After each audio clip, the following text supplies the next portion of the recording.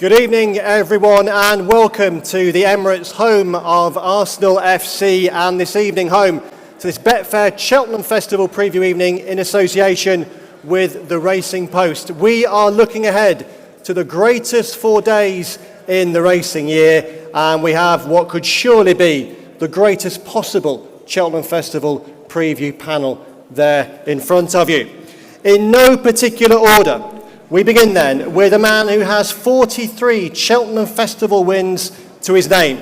They include 4 victories in the Gold Cup, 4 wins in the Stayers Hurdle, 5 wins in the Champion Chase and a Champion Hurdle. It would be wrong to say he's on the comeback trail because he never went away. Yet this is a season and this will be a festival when he's right back in the big time. He leads the British Trainers' Championship and he has a horse vying for Gold Cup favouritism. Ladies and gentlemen, the 10-time champion trainer, Paul Nicholls.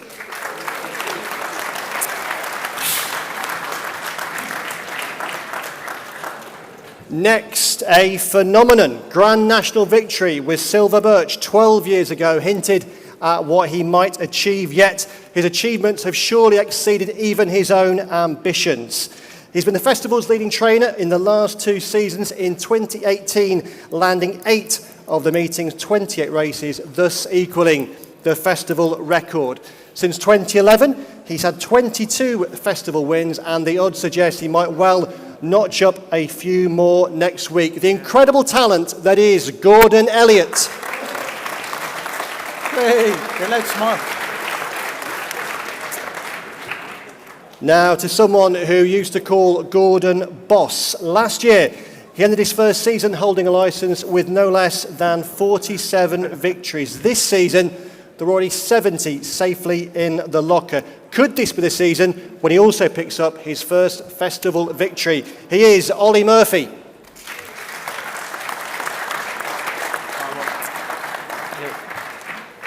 Our next panellist is a chip off the old block.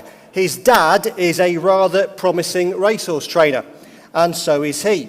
As a jockey, he defied nature to win a host of Group 1s, including the Derby on 2 occasions. He began training in 2016, since when he's been prolific on the flat and over jumps, winning an Irish Gold Cup, a Galway Hurdle, an Irish Derby, a Fillies Mile, a Moyglare Stud Stakes, and even bigger than all those, the race that stops the nation, the Melbourne Cup, in which, for good measure, he beat his dad in a head-bobbing finish. One thing he's yet to do officially is train a Cheltenham Festival winner, although he did have quite a lot to do with Ivanovic Gorbatov's victory in the Triumph Hurdle there. No wonder that Betfair have grabbed him to be their latest ambassador. Please applaud Joseph O'Brien.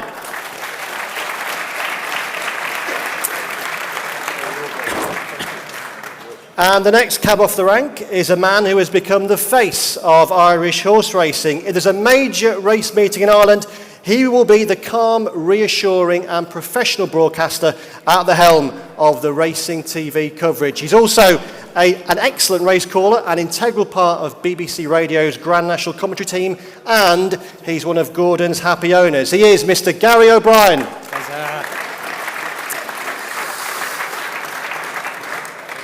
Now, someone else who is quite remarkable. Last Saturday, his headline Racing Post tip was Paul's San Benedetto, who won at 11-1. The previous Saturday, he tipped Walt, who won at 14-1. He is a tipping colossus, and tonight is performing at not 1, but 2 Cheltenham Festival preview evenings. We have him now before he's had a drink. Feel free to chant Keels, Keels, Keels at any point, Mr. Paul Keeley.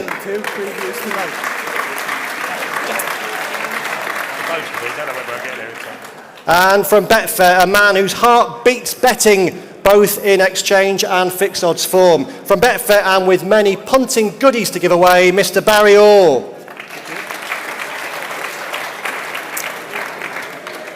So tonight our keywords are small details and big results. We'll be aiming to cover the small details that will hopefully generate big results for you during the Cheltenham Festival with the help of this stellar panel. And if we have time at the end, we'll also be giving you the chance to ask questions of the panel, and to do that, just use Twitter using the hashtag BetfairPreview at any point during the show. So, before we crack on with day one, Barry, what has Betfair got in store for us at this Cheltenham Festival? Yeah, as you can imagine, Lee, for both Sportsbook and Exchange, we've several decent offers.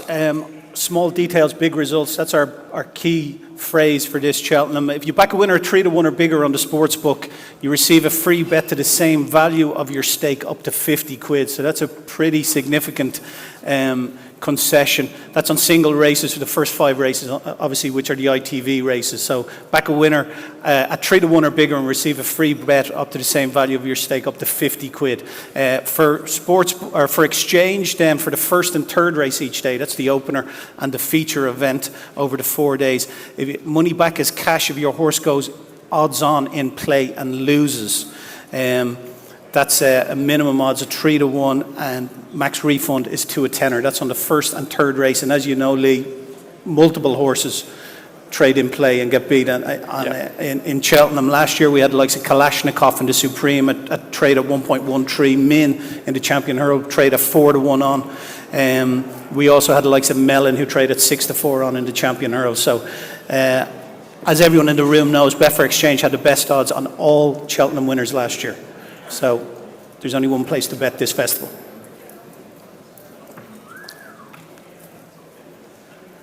So we begin then with our day one preview, and we'll go straight back to Barry for news of day one's big enhancement. Yeah, so on day one, our big enhancement is Bouvier in the Champion Hurl. He is a 2-1 chance. He's actually just a little over that. He's 3.2 in the Exchange. So we're going to go 11-4 for a max of 50 quid.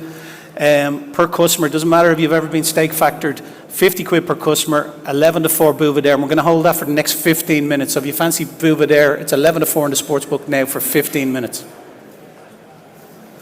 So 11-4 for 15 minutes, Bouvier in the Champion Hurdle, looking for a bit of mobile phone action as we speak.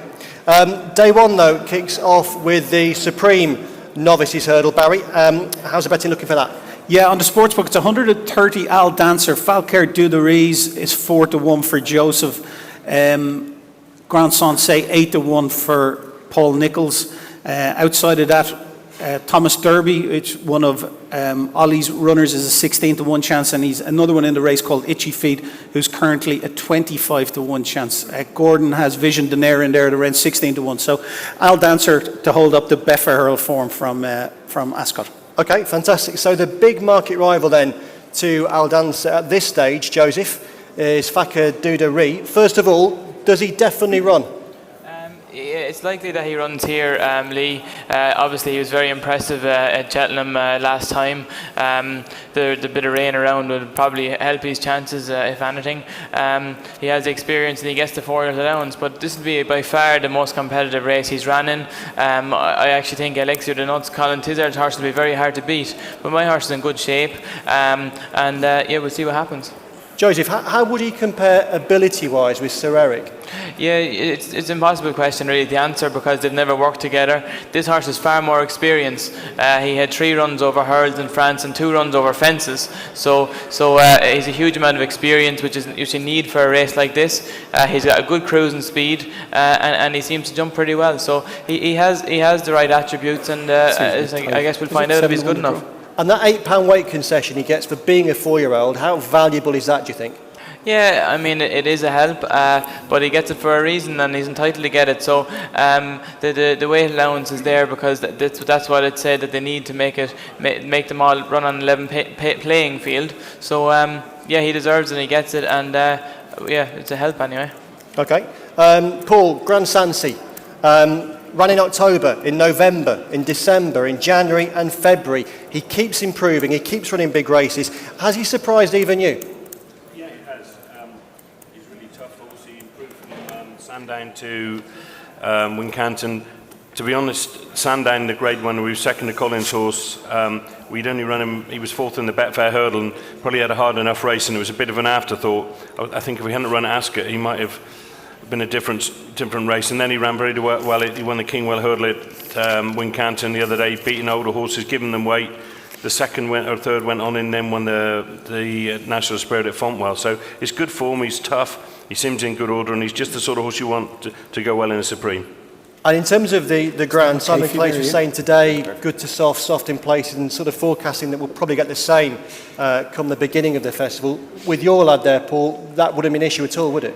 He's quite versatile. He's won on good ground, and he's won and run well in heavy ground. That would good to soft would be perfect for him. Gordon, 5 still in the race after today's forfeit stage. What are you expecting to run? Sorry, I couldn't hear what you're saying, sorry. You got 5 in the race? Yeah, sorry. I 5 confirmed in the race. I'd say I'll run 2, to be honest. I'd say Felix Deschi and Vision D'Honour will run in the race. Felix Deschi, I just be a little bit worried if the ground was very soft, and he likes to make the run, and he's probably more effective if he makes the run. There's a few front runners in the race. I'd be a little bit worried about him. I think Vision D'Honour, the more rain that falls, the better chance he has. I think he's way overpriced at 16 to 1. Could I see him winning it? I'm not sure. I think he could be a better horse in 12 months' time, but I think at 16 to 1 he's a great each way chance. And I think the other horse is probably overpriced is Willie Mullins, Aramon. He's 10 to 1. I think 2 of them are each way best to nothing. I don't think this is the strongest race for the Irish. I think this could go to the English. But I think my horse is definitely overpriced at 16 to 1, Vision D'Honour. Okay, big word word from very, Gordon. very well the other day. Big word from Gordon, Vision D'Honour 16 to 1.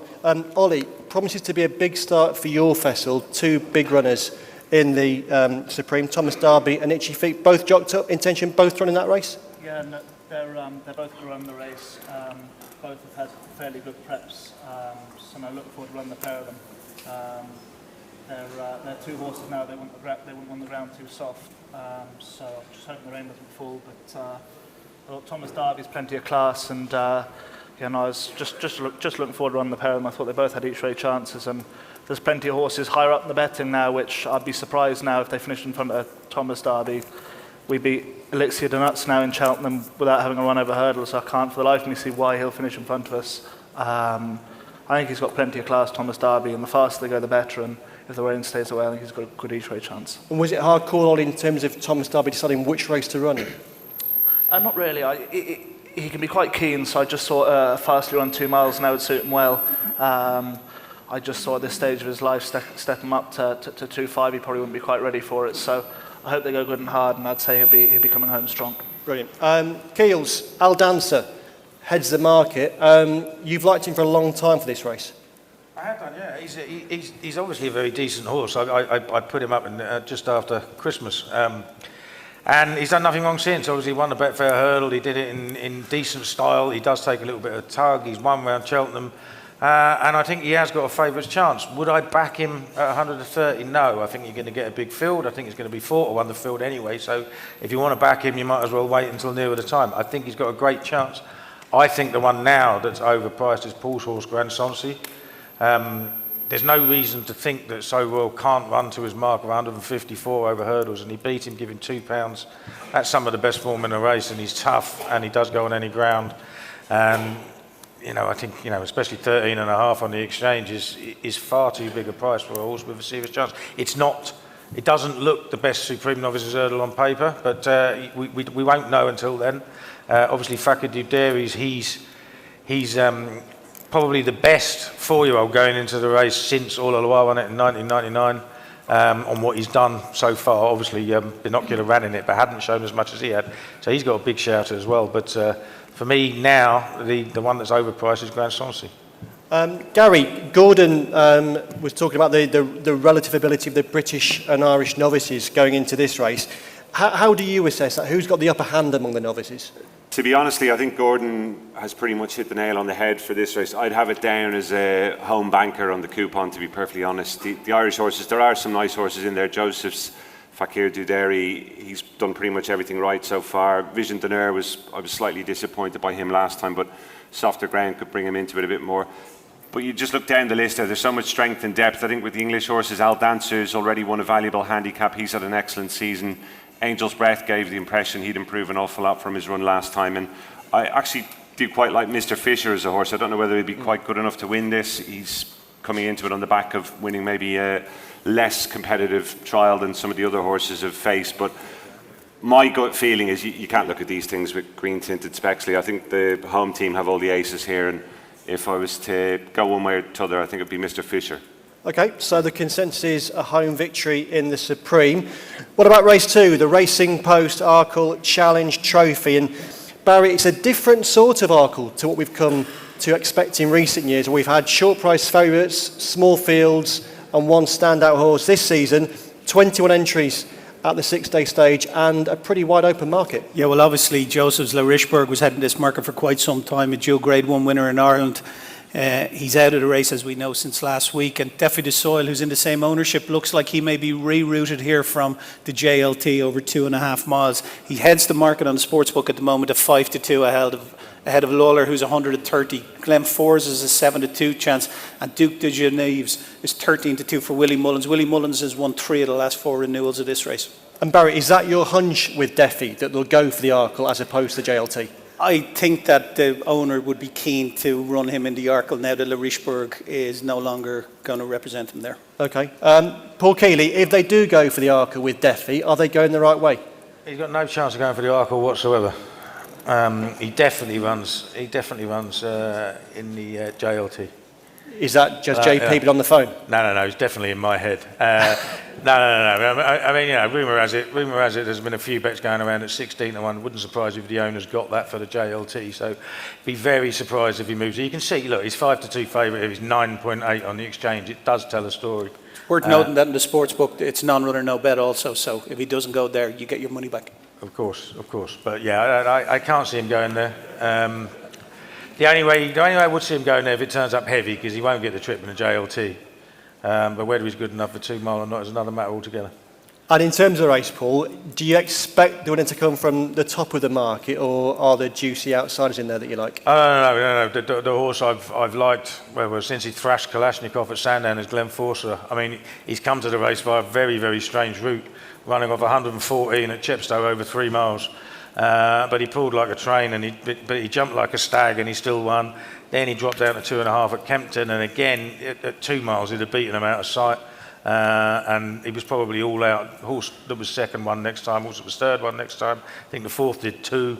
And then I always say to people that the price of a horse in one race affects its price in the next race, irrespective of what happens to it. And if Glen Force had been favourite to beat Kalashnikov, he'd be an even money shot this time, because he absolutely destroyed him. I know people say Kalashnikov doesn't go right-handed, but if Somerville Boy hadn't made so many mistakes in last year's Supreme, he'd have beaten Kalashnikov by just as far as he beat him at Sandown. So I'm not really buying that. And I think just Glen Force outclassed him. His jumping is astounding for a novice. He never touches a twig. He gets in short, he gets in over him. And in a big field, it's going to be massively important, the jumping, and I think he'll have a lot of them in trouble a long way out. And Paul, just on the horse who's likely to challenge for favouritism, if Defy doesn't run, Layla, be a hugely popular victory. Oh, without a shadow of a doubt. And I was at Cheltenham when he won in November, and I thought he was brilliant that day. I don't know where the Dynamite Dollars ran his race. I'm sure Paul will tell us in a while, but he looked fantastic that day. But at the prices, I don't like a horse that runs next time and runs badly. Now he might not go right-handed. That's fair enough to say, and he might not want the ground too soft. But he hasn't run for 4 months, and he goes in off a bad run. And at that sort of price, I can't really back him myself. Okay. Gordon, in recent days there's been a real groundswell of support building up for Hardline, coming back in trip in what's sure to be a fast-run Arkle. Are you liking his chances too? Yeah, I think he's in very good form. He won a Grade 1 in Limerick at Christmas over 2 mile 3, so he shows he stays. He doesn't mind soft ground. He won a great race in Nav and beaten us and them by probably as far as Le Richburg beat us and them all year long. Listening to Tony McCoy last night, I don't think Defy de Soil will run, so I think everything's going to shorten up in this race. Glen Force, I don't know. Listen, everyone's saying he's got his bags of pace and he's this and that. I couldn't have him. I think he's very beatable. I like Willie Mullins' horse, Duke, the grey horse that won in Goran Park. I'm not even sure how to pronounce him. I thought he impressed me anyway what he did in Goran the last day. But I think my own horse Hardline, he's got graded form and he's in very, very good form. He won't mind a bit of softer ground, which is going to be a big plus. I think he's got a good chance, and Joseph Sarsos and them has got loads of experience. He could have an each way chance as well. Joseph, other than them, will he go? Yeah, the plan is to run here. A bit of rain would probably increase his chance. Hardline beat us fair and square earlier in the year. He ran well behind Larichburg twice. He'd have an each way chance. It'd be hard to see him win the race, but he'd have an each way chance. He jumps well, and a little bit of rain around would probably be a help to him. Paul, you've got Capeland in there. He's like 40 to 1, I think he is. I was thinking there might not be too many runners in the race, but there's actually 20 odd entered, is it? So I may review that and keep him for something after Cheltenham. I'll have a chat with the owners, but I'd say it's 50-50 to run. Okay, so we move on now to the highlight of day one at the festival, the Champion Hurdle. And Barry, remind us of the enhancement? Yeah, it's Bouvedere 11 to 4 from 2 to 1. You'll find that under the specials tab. Odds boost, Bouvedere 11 to 4 from 2 to 1 to a max of 50 quid for customer. It's running out of time now. We're nearly to 15 minutes is nearly up, so if you fancy me, you need to get on now. Okay, and Barry, we've got a really fascinating market with Apples Jade, Bouvedere and Lorena. Come Tuesday afternoon at 3:30, which horse is going to be heading that market? Wow, I suppose when you look at the exchange, it has Bouvedere ever so slightly over the last 48 hours has been edging out Apples Jade as favourite, but the betting momentum has been with Lorena for the last couple of weeks. All the money's been for her. She has been as big as 12 to 1, 9 to 2, into 4 to 1 now. Sharjah is 12 to 1, bar Mellon. Last year's runner-up is a 14 to 1 chance, but if you had to pick one of the two mares, just in terms of betting momentum, it would be Lorena at this stage. Gordon, what about the other mare, Apples Jade, the fantastic Apples Jade? Just on a point of order, you've left her in the mares hurdle today. Is there any chance you'd win in that race? No, to be honest, she probably definitely goes for a Champion Hurdle. I suppose the one thing when you train horses for Michael Leary, the one thing he gives out to you for is not making enough entries or confirming for enough races to keep all her options open. So that's why she's confirmed. She's in very good form. She worked very, very well yesterday in Navan. Shane McCann rode her work, who will be as good as a work rider as I have my yard, and he's very, very happy with her. But I've the utmost respect for Bouvedere. People keep knocking his form, but he's been to Cheltenham. He's been to Cheltenham for the last 2 years, and he just knows how to win. I think if you go back to last year's Champion Hurdle form, he beat Mellon and Mick Jazz, a horse I trained, finished third. For me, on that form mightn't be good enough. His form the year before, beating my 10 to yours, mightn't be good enough. But the form in Newcastle, I think, is if he runs the race in Newcastle, I think Bouvedere is going to be a tough nut to crack. And Lorena, you have to respect, obviously, Willie Mullins. He's trained umpteen Champion Hurdle winners, and the support come for her and the way to talk about her. It's hard to go away from her. Good. And with Apples, she's looked so good this season, particularly last time in the Irish Champion Hurdle. Do you think she just is a better mare this season? Honestly, she, I was very nervous going for the Irish Champion Hurdle last day. We'd nothing to lose. We ran her, if she got beat. But the way she did it was awesome. She's gone from 2.5 miles in the Hatton's Grace, which I thought was brilliant, to 3 miles, back to 2 miles. I think she showed this year, I think for the first time, I suppose since she won the juvenile hurdle in Aintree, she was wowed in Aintree, and this year she's been wow all year, and hope that she can follow on now to Cheltenham. In terms of other opposition, we've spoken about Lorena, Gordon's spoken about Bouvedere, we've spoken about Apples Jade. Paul, are there any horses that could conceivably spring a shock in this one? Talking to me? Yeah. Well, there's 2 Pauls here, so who knows? I just said to Paul, actually, I wouldn't be surprised if Sharjah ran a good race. If you're looking at an outsider, but I think Apples Jade will win. I saw her win when I was at Sandown, when she won at Leopardstown, and I just thought straight away she'll win the Champion Hurdle. Bouvedere is very smart. He's good at Cheltenham. But I just think Apples Jade on a day is a very smart mare. Keels, what's your take? The horse I want to win is Apples Jade. I like horses that are campaigned like champions, and she has been, and she's looked like one at every trip. My only concern is where the Cheltenham is really her track. I know it sounds stupid because she's finished second, first and third, but she's run 20 times over hurdles, and if you look at on our Racing Post ratings, her 3 runs at Cheltenham are the joint 14th and 17th best runs in her life, and every season she's run better away from Cheltenham than at Cheltenham. That would concern me a little bit, whereas Bouvier runs his best races there. I think it's a genuine 2-horse race. I can't have Lorena for any money. Hasn't been a horse that'd be shorter than 1,000 to 1 for the champion hurdle. Wasn't much faster over the last 3 than the maiden hurdle winner last time. And the big thing for me is when you saw Willie Mullins' interview after the last race, he said it's the owner's plan to run and it's our plan to run. Now, why bother mentioning the owner if you didn't want to go there? You know what I mean? I cannot have her being anywhere near fast enough. I just can't see it. So I think it's a genuine match-up. I want Applesjade to win. I kind of think Bouvier will. Gordon, is there anything you can imagine in Kilsey's theory there about Cheltenham maybe not being absolutely Apple's ideal track? I suppose, listen, it's easy to say. I was very, very disappointed after the race last year. It showed up after that she was in season, and she was obviously in season and Punchestown as well. But she was probably only got beat by Joseph's horse or Aiden's horse in the Triumph Hurdle a couple of years previous. And it wouldn't concern me too much. I think she's in the form of her life. I think the softer the ground, the better chance she has. It'll make it more of a test. And, you know, I wouldn't swap her. Of course, I'm going to say that because I train her, but she's in the form of her life and I couldn't be happier. Move on from this race. The 2 mares, Applesjade and Lorena. Applesjade sets the proven ability, and it's a really, really high level of ability as well. Lorena's the potential. How likely is it that Lorena can bridge the gap between what she's done so far and what Lorena's achieved and what Apples has achieved? Well, it's a big gap to bridge. I think Lorena has all the potential in the world, to be honest, but to my eye at least, Applesjade's performance in the Hatton's Grace hurdle at Fairyhouse was probably the best hurdle performance I've seen this season.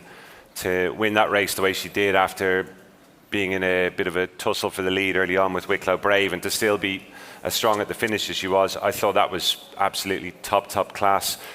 Yes, I do think she's better over further than 2 miles, but the top 3 in the betting all have form over further, and Ruby Walsh actually said something similar after Lorena won, that there aren't too many champion hurdle winners that don't stay a bit further. So in many ways I think that's a positive.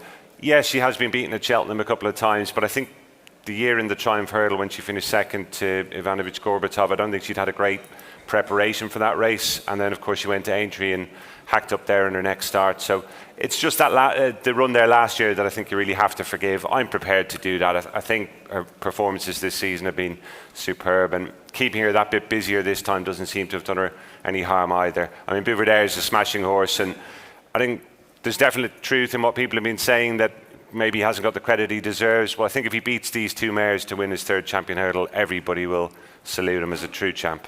Yeah. And Ollie, just quickly, champion hurdle winner is? Sorry.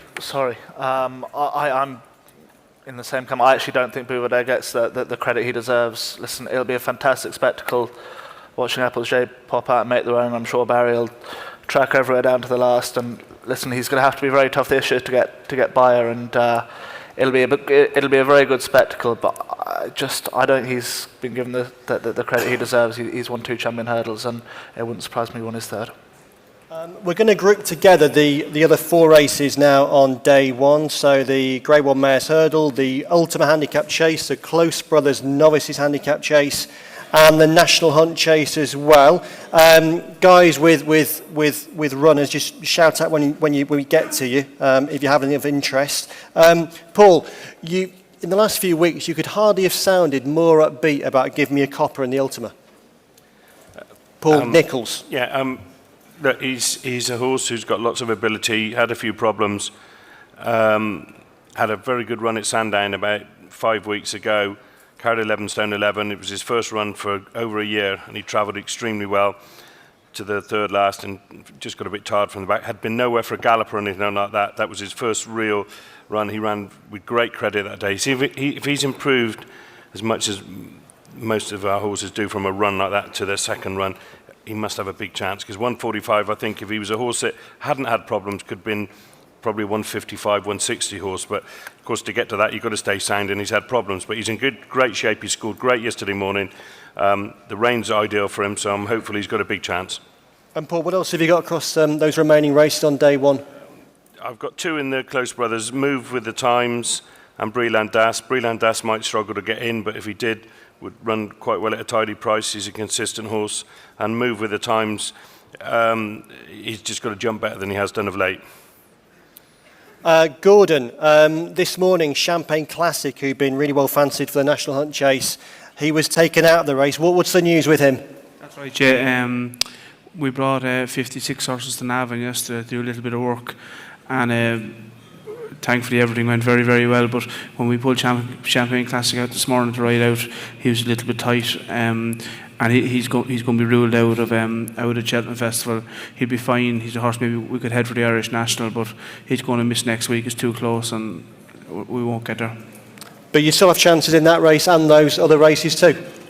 In the 4 Mile Chase, I run Gundigger. He'd have to run a career best to beat the top 3 or 4 in the bet, and Lisa O'Neill rides him. He got the chance of finishing the first 4 or 5, but I'd say that's where he is. For the rest of the card, I think in the ultimate we run 3 maybe. Out Sam, he's got a great each way chance. He's been placed in a lot of good staying handicap chases this year.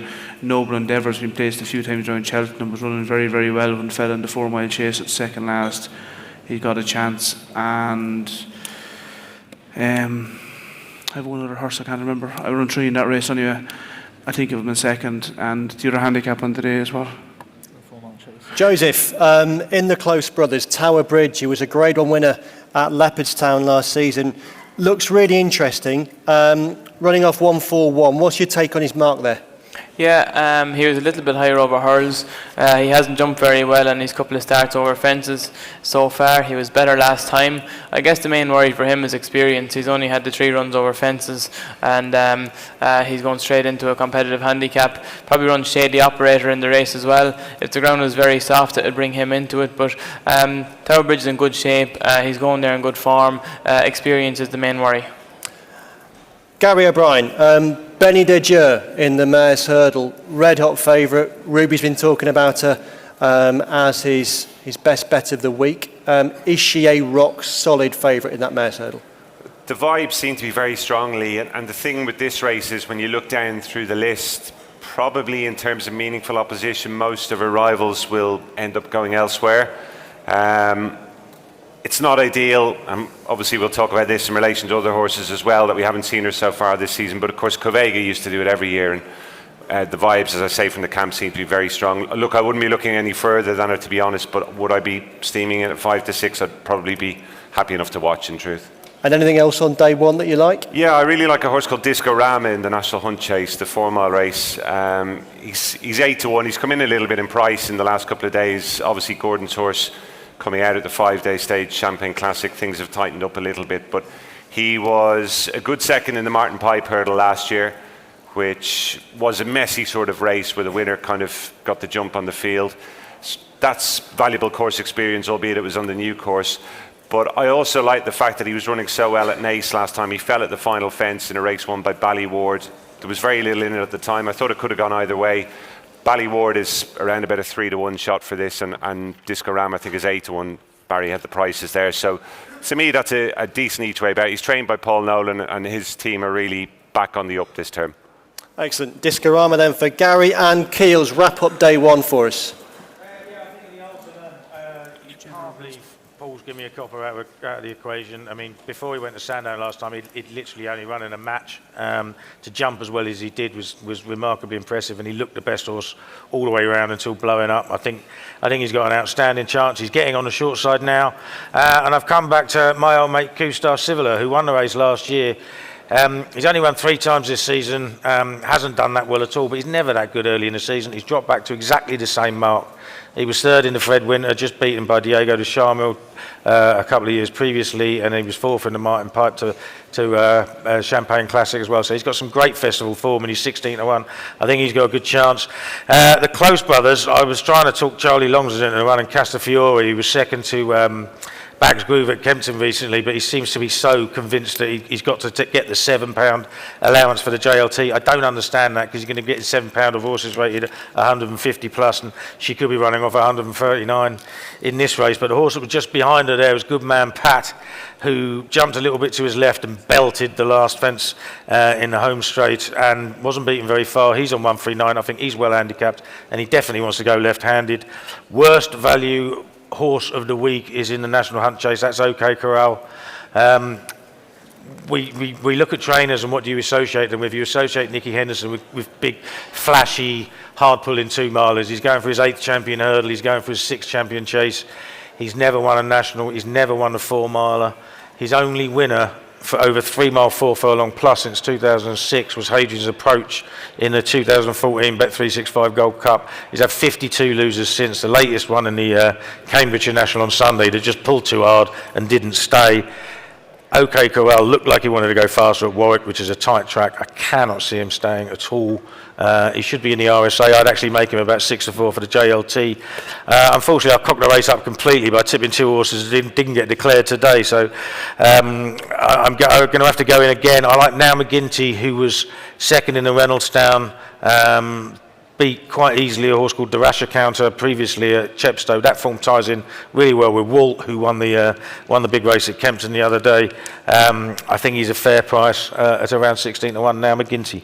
Okay, and what is your best bet on day one, Paul?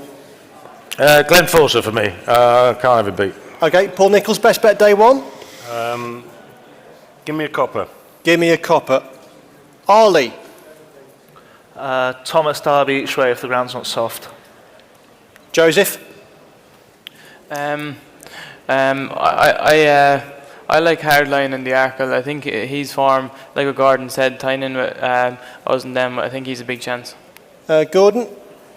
Day one, at a massive price, Cuba Mania could have an each way chance in the novice handicap chase. Okay. Gary?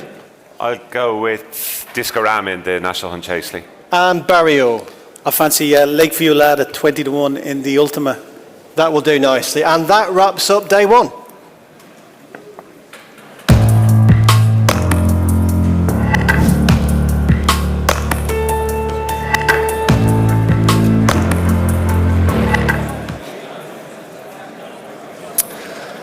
Okay, we are now going to move on to day 2 of the Cheltenham Festival, and we will kick off with Barry Orr giving us the day 2 enhancement.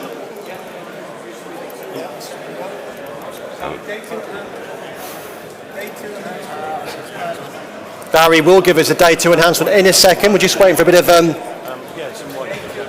technical magic from upstairs. I'm actually told that we have a shock development.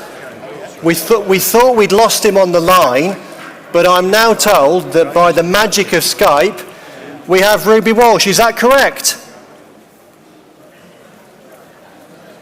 Might not be. We'll give Ruby one more go. Ruby, 3, 2, 1. No, Barry, unless you can do a good impression of Ruby Walsh. I'll sit here and look What's the day 2 enhancement? Day 2 enhancement is Delta Work. Is this on? You tell me and I'll tell them.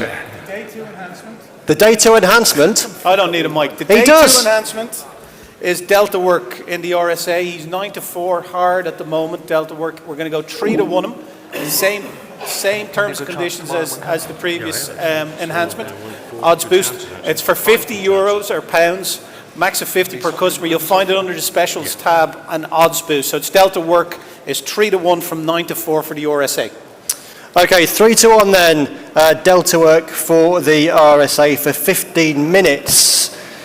Day 2 starts with the Ballymore Novices Hurdle. 2 miles, 5 furlongs, grade 1, and a fascinating contest. Gordon Elliott, tons of entries in this one, including the second favourite, Battle Over Doyen, unbeaten in 4 starts, only 2 runs so far over hurdles. Is that in any way a concern? No, not at all. It wouldn't bother me at all. He'd run a couple of point-to-points. Jerry Cosgrove had him who is a very shrewd man training point-to-pointers in Ireland. He won a Grade 1 his last run. I had a mentor at the Leopardstown Festival, but I decided not to run him because I just thought he'd 3 runs within 6 or 8 weeks, and I thought the right thing to do was to go there fresh. He's in good form. He worked very, very well yesterday, and it's all systems go for the Ballymore. Champ obviously is favoured for the race. He's obviously a very good horse, but I think he's beatable. I think it's obviously it's probably the most competitive of maybe all the novices. But I think my horse is a nice horse. The one thing I would stress is whatever he does this year, he's going to be twice the horse next year over a fence. And Gordon, will he be joined by any stablemates in the race? Sorry? Will he be joined by any stablemates in the race? I'm going to run a horse called Galvin of Ronnie Bartlett's. I think he's won 5 out of 5 this year. He's a massive price, and he could have an each-way chance. He'd be ridden to run well. I'm not really sure how good he is, but he just keeps winning, Ollie, brewing up a storm has been fancy for this race for a long time. Tell us about him. Yeah, he hasn't done a lot wrong today. I thought we should have finished an awful lot closer to Champion Newbury. I gave Richard Johnson the complete wrong instructions. We then had to make the running in Cheltenham the last day for the 2.5 mile race on Trials Day, where I thought he'd have won.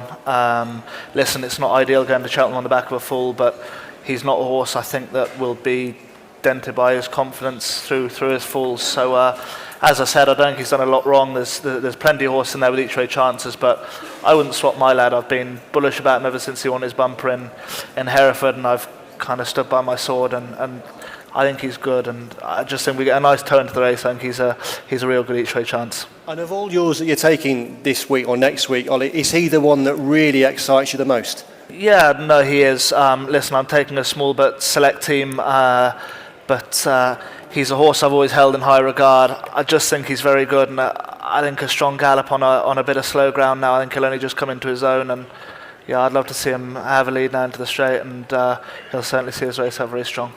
A real smile on your face when you talk about him. Very endearing.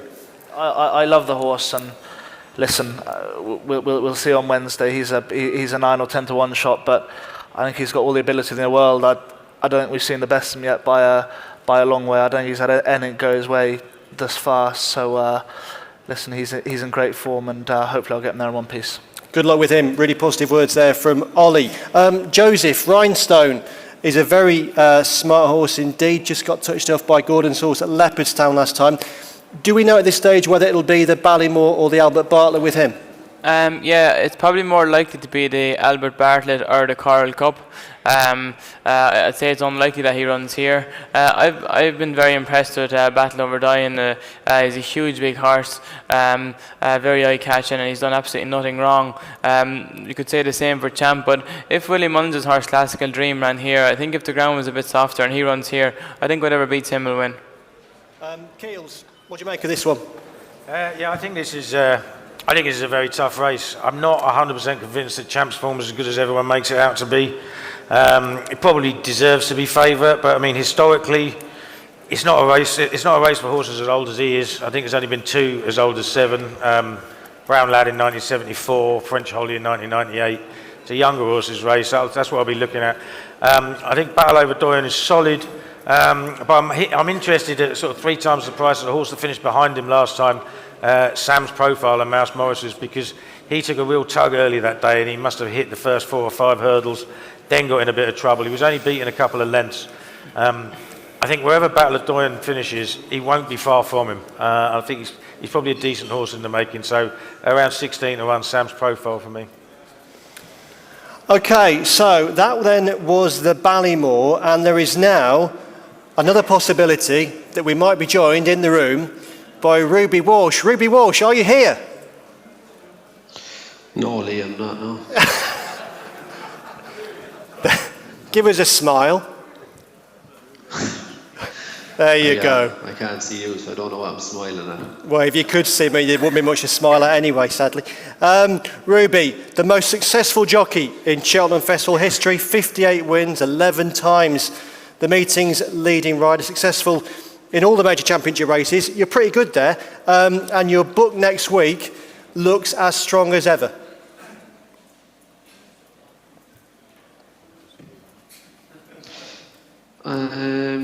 Not certain about the last part of that, Lee. I think I'll have one favourite to ride on Tuesday. I've often gone there with 4 favourites to ride, so I don't know as strong as ever. Plenty of rides and lots of chances, but not as many hard, fast favourites that you could depend on.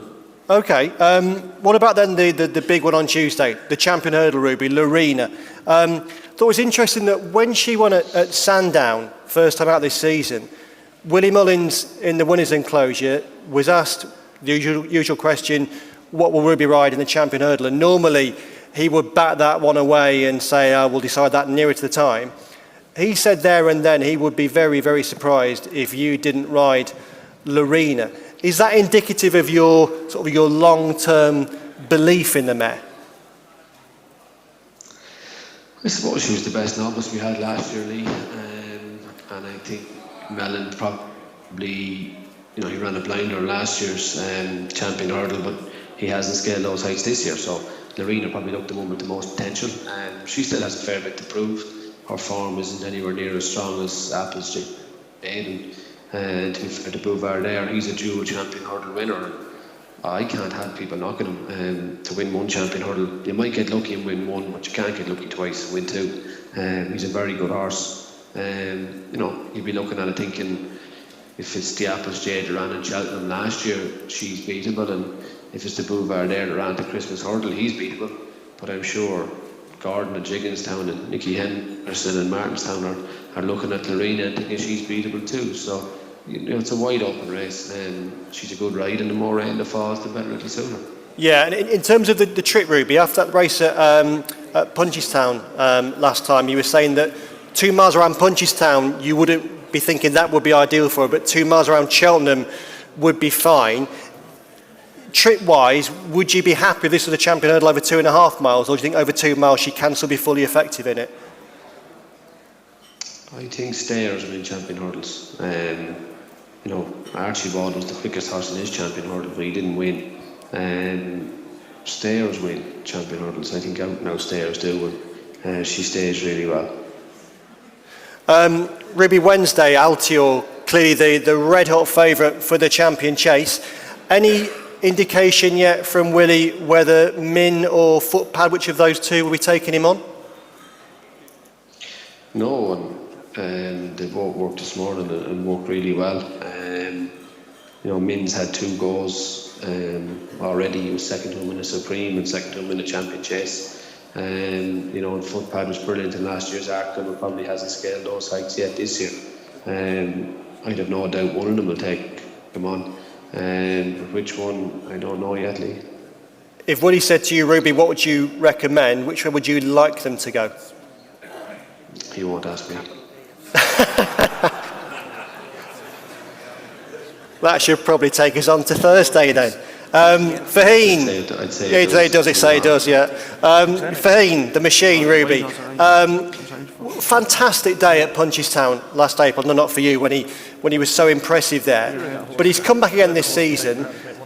He was beaten over 2 miles first time out, but then behind Apple's Jade, or against Apple's Jade, at the festival there over Christmas, he still looked to be in with a chance against the mare. What sort of feel was he giving you that day?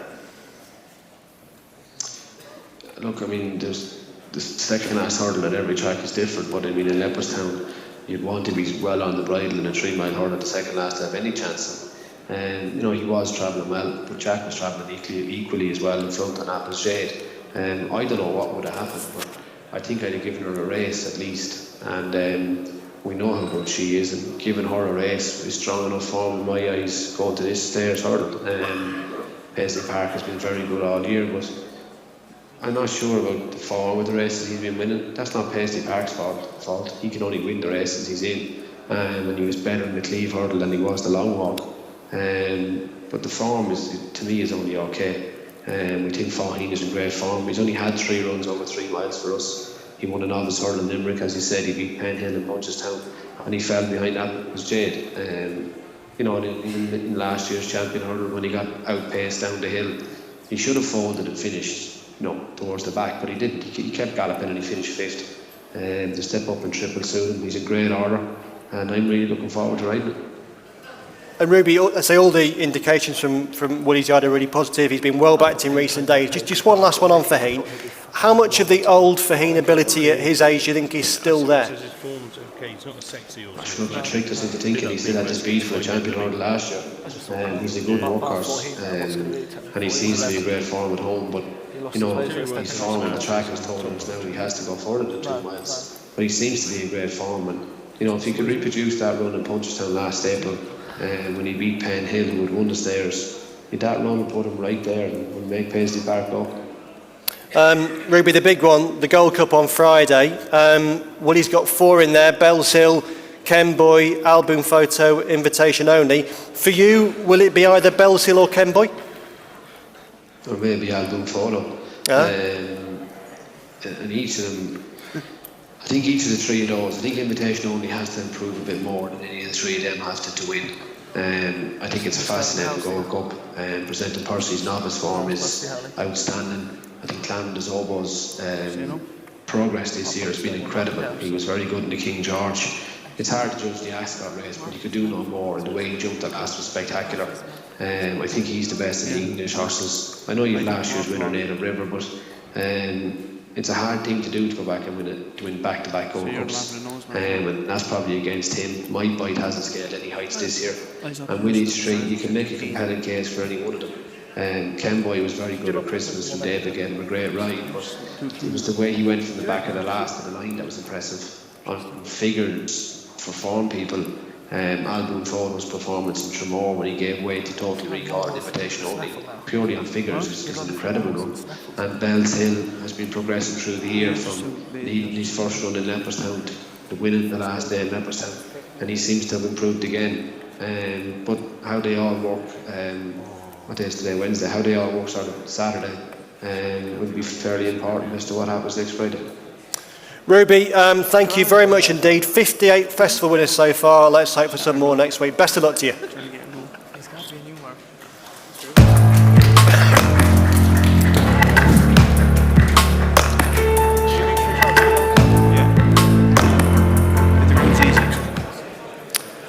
Okay, so we did get him.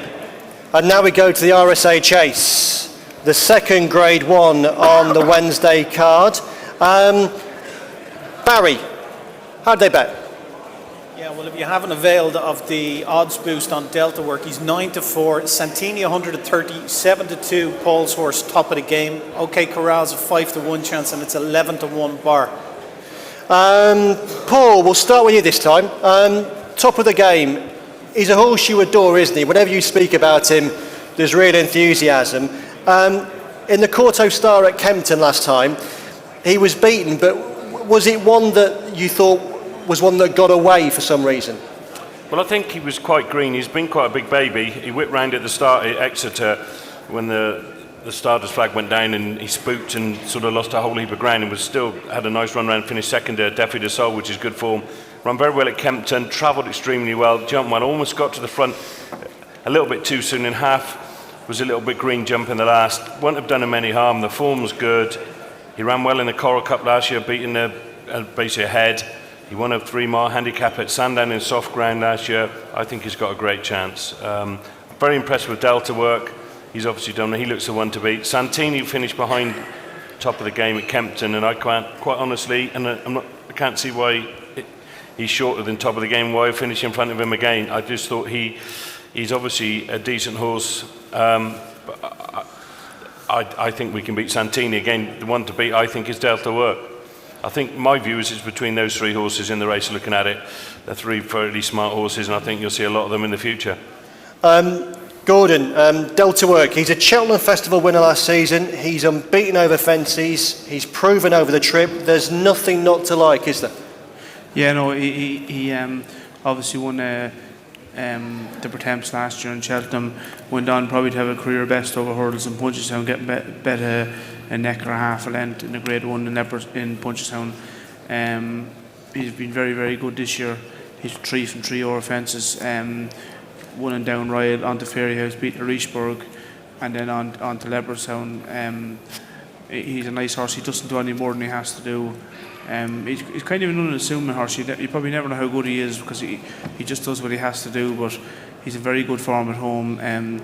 He loves a little bit of rain that's at the fall, and I think whoever beats him will win. Strong words from Gordon then. Joseph, Mortal, you've had him in a few different options. You were saying earlier on the RSA, is this likely to be his race, do you think? Yeah, I think this is his most likely target. He's in good shape. He's a little bit disappointing the last time back in trip. Step back up and triple suit him. A bit of juice in the ground wouldn't be any harm, and he should run well. It'd be hard to see him trouble the leaders. I think Delta Work is an outstanding horse. Been very impressed with him since he's gone chasing, and for me, I think he's one of the bankers of the week. But each way wise, Joseph, Mortal's the horse that could creep into contention, isn't he? Yeah, he possibly could. He has to improve a good bit to do that. Delta Work beat him well in Leopardstown at Christmas. We were running well, made a mistake at the last. He probably has to come forward again from that. He's entitled to do that. I wouldn't put you off having a few quid each way on him, but I think Delta Work is the one here. Gary O'Brien, how do you see the RSA? Another vote for Delta Workley. He's a horse I really like too. I think I wouldn't necessarily have had him down as a horse that would make a better chaser than the hurdler. He was a very, very good hurdler, but I think he's already gone to an even higher level over fences with those 2 Grade 1 wins. Richburg, as we know, really backed up the form of that Drimore Novice Chase. And I know, strictly speaking, he didn't maybe achieve as much last time out, beating Mortal in the race at Leopardstown, but I just love the way he picked up after the last fence that day. He was so strong through the line. He's got form around Cheltenham as well. I think there's an awful lot to like about him. What price was it? 3-1 with the enhancement, Barry? I mean, 3-1 about Delta Work, particularly given that Santini's preparation hasn't been entirely smooth. I think that's a great price. 9-4, I think, might even look good on the day.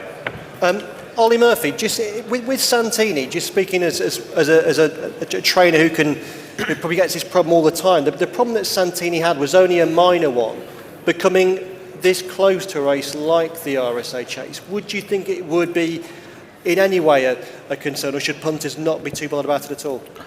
Listen, it is a concern, but if Nicky Anderson hasn't got a horse fit a week before a Cheltenham Festival, then he's doing his job wrong, and he's one of the best men training in England and Ireland. So, listen, it won't dent his fitness, but Gordon will tell you it's not ideal missing a day or two all the same. It just puts you on the back foot a bit, but I see on Twitter this morning he's back riding out, so I wouldn't be at all worried. They've obviously got a shoe back on it, and he's back in work, so listen, I'll be very surprised if that gets him beat.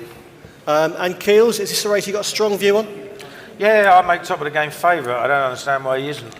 Keep looking at it. He's beaten Santini. People say Santini didn't handle Kempton, but top of the game is massive. He's miles bigger than Santini. And for a horse as big as him to skip round Kempton the way he does, it just shows what athleticism that he's got. And I think he would have won that race as well if Harry Cobden hadn't given him a slap as he was about to jump to second last. And he reacted to it and he went straight up in the air. And I think that unsettled him for the rest of it. And when you look back at last year's Delta Work won the Potemps final for a mark of 139 by a short head or a head or whatever. Top of the game got beat a similar distance off a mark of 150 in the Gold Cup. Traditionally, that is a better race.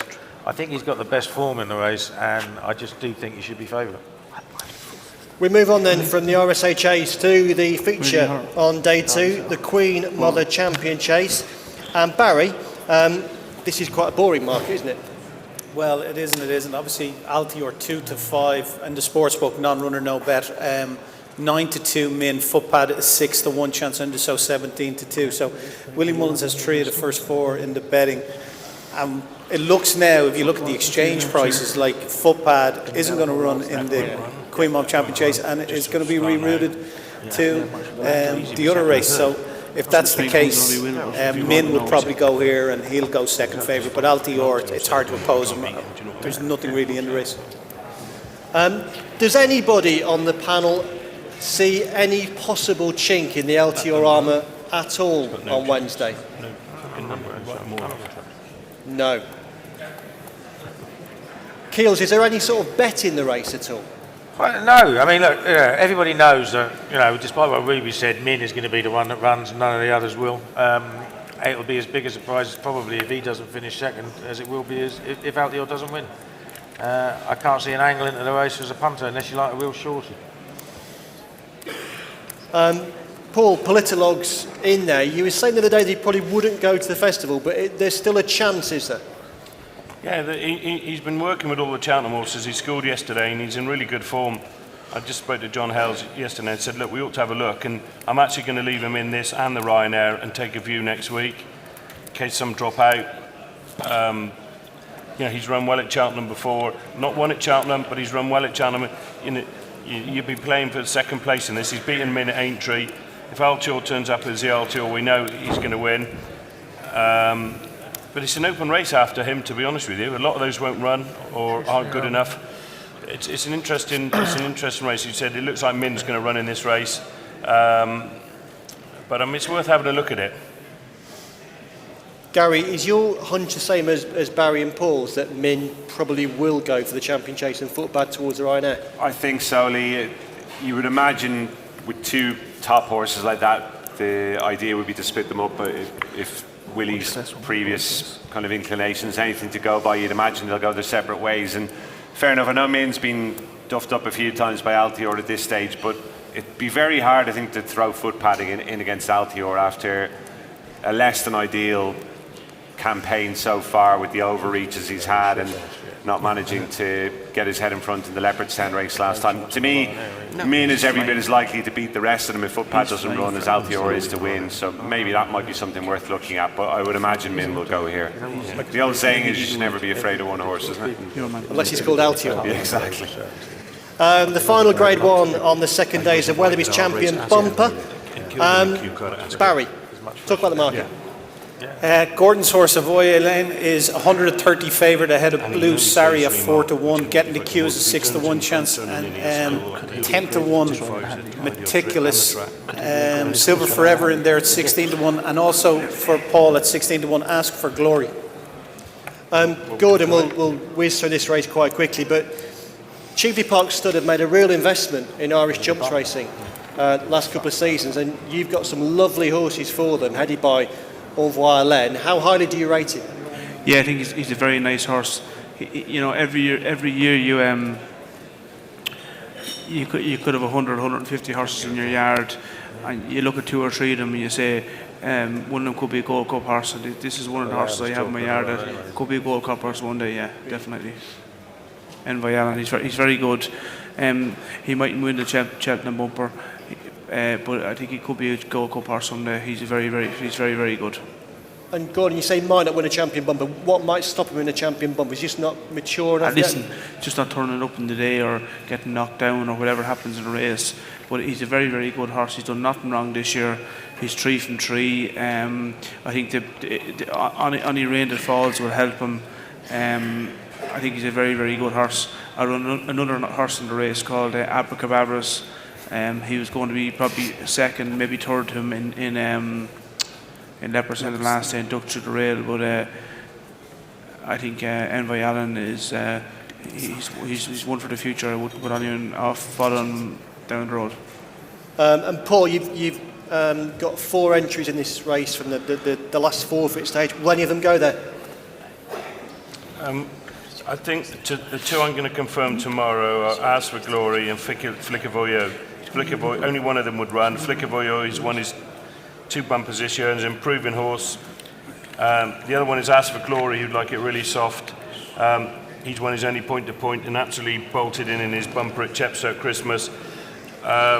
One owner would like to run and one owner, Mr. Barber, would rather wait for next year and not run him in the Cheltenham bumper. So I've got a bit of a job on my hands tomorrow to have a chat with Paul and see what he'd like to do. So that's where we are. Silver Forever's in, but she runs at Sandown on Saturday. In the mare's bumper? Yeah. The other 3 races on Wednesday, the Coral Cup, the Cross Country Chase and the Fred Winter, which we now call the Boodles. Joseph, you've got the Boodles favourite. It's worth asking Joseph about his horse in the bumper. Sorry, Joseph, your horse in the bumper. Yeah, I'll probably have 2 runners in the bumper. Horse called Meticulous was behind then by Alan the last day. He got a little bit cut down on the bend, and he stayed on well. It'd be hard to see him turned around the form with him by Alan, but he definitely has an each-way chance. I have another horse who won a bumper very impressively called Sempo. Probably both of mine would like a bit of nice ground, so keep an eye on the ground. But the two of them are in good shape, and they would have each-way chances. So it could be a busy old day for you on Wednesday, Joseph, with Band of Outlaws also in the Fred Winter as the anti-post favourite. Must be a strong candidate. Yeah, the plan is to run here. The stats are against him carrying the weight that he's going to carry. He's in good shape. He wouldn't mind a bit of soft ground, and he'd have to have a big each-way chance.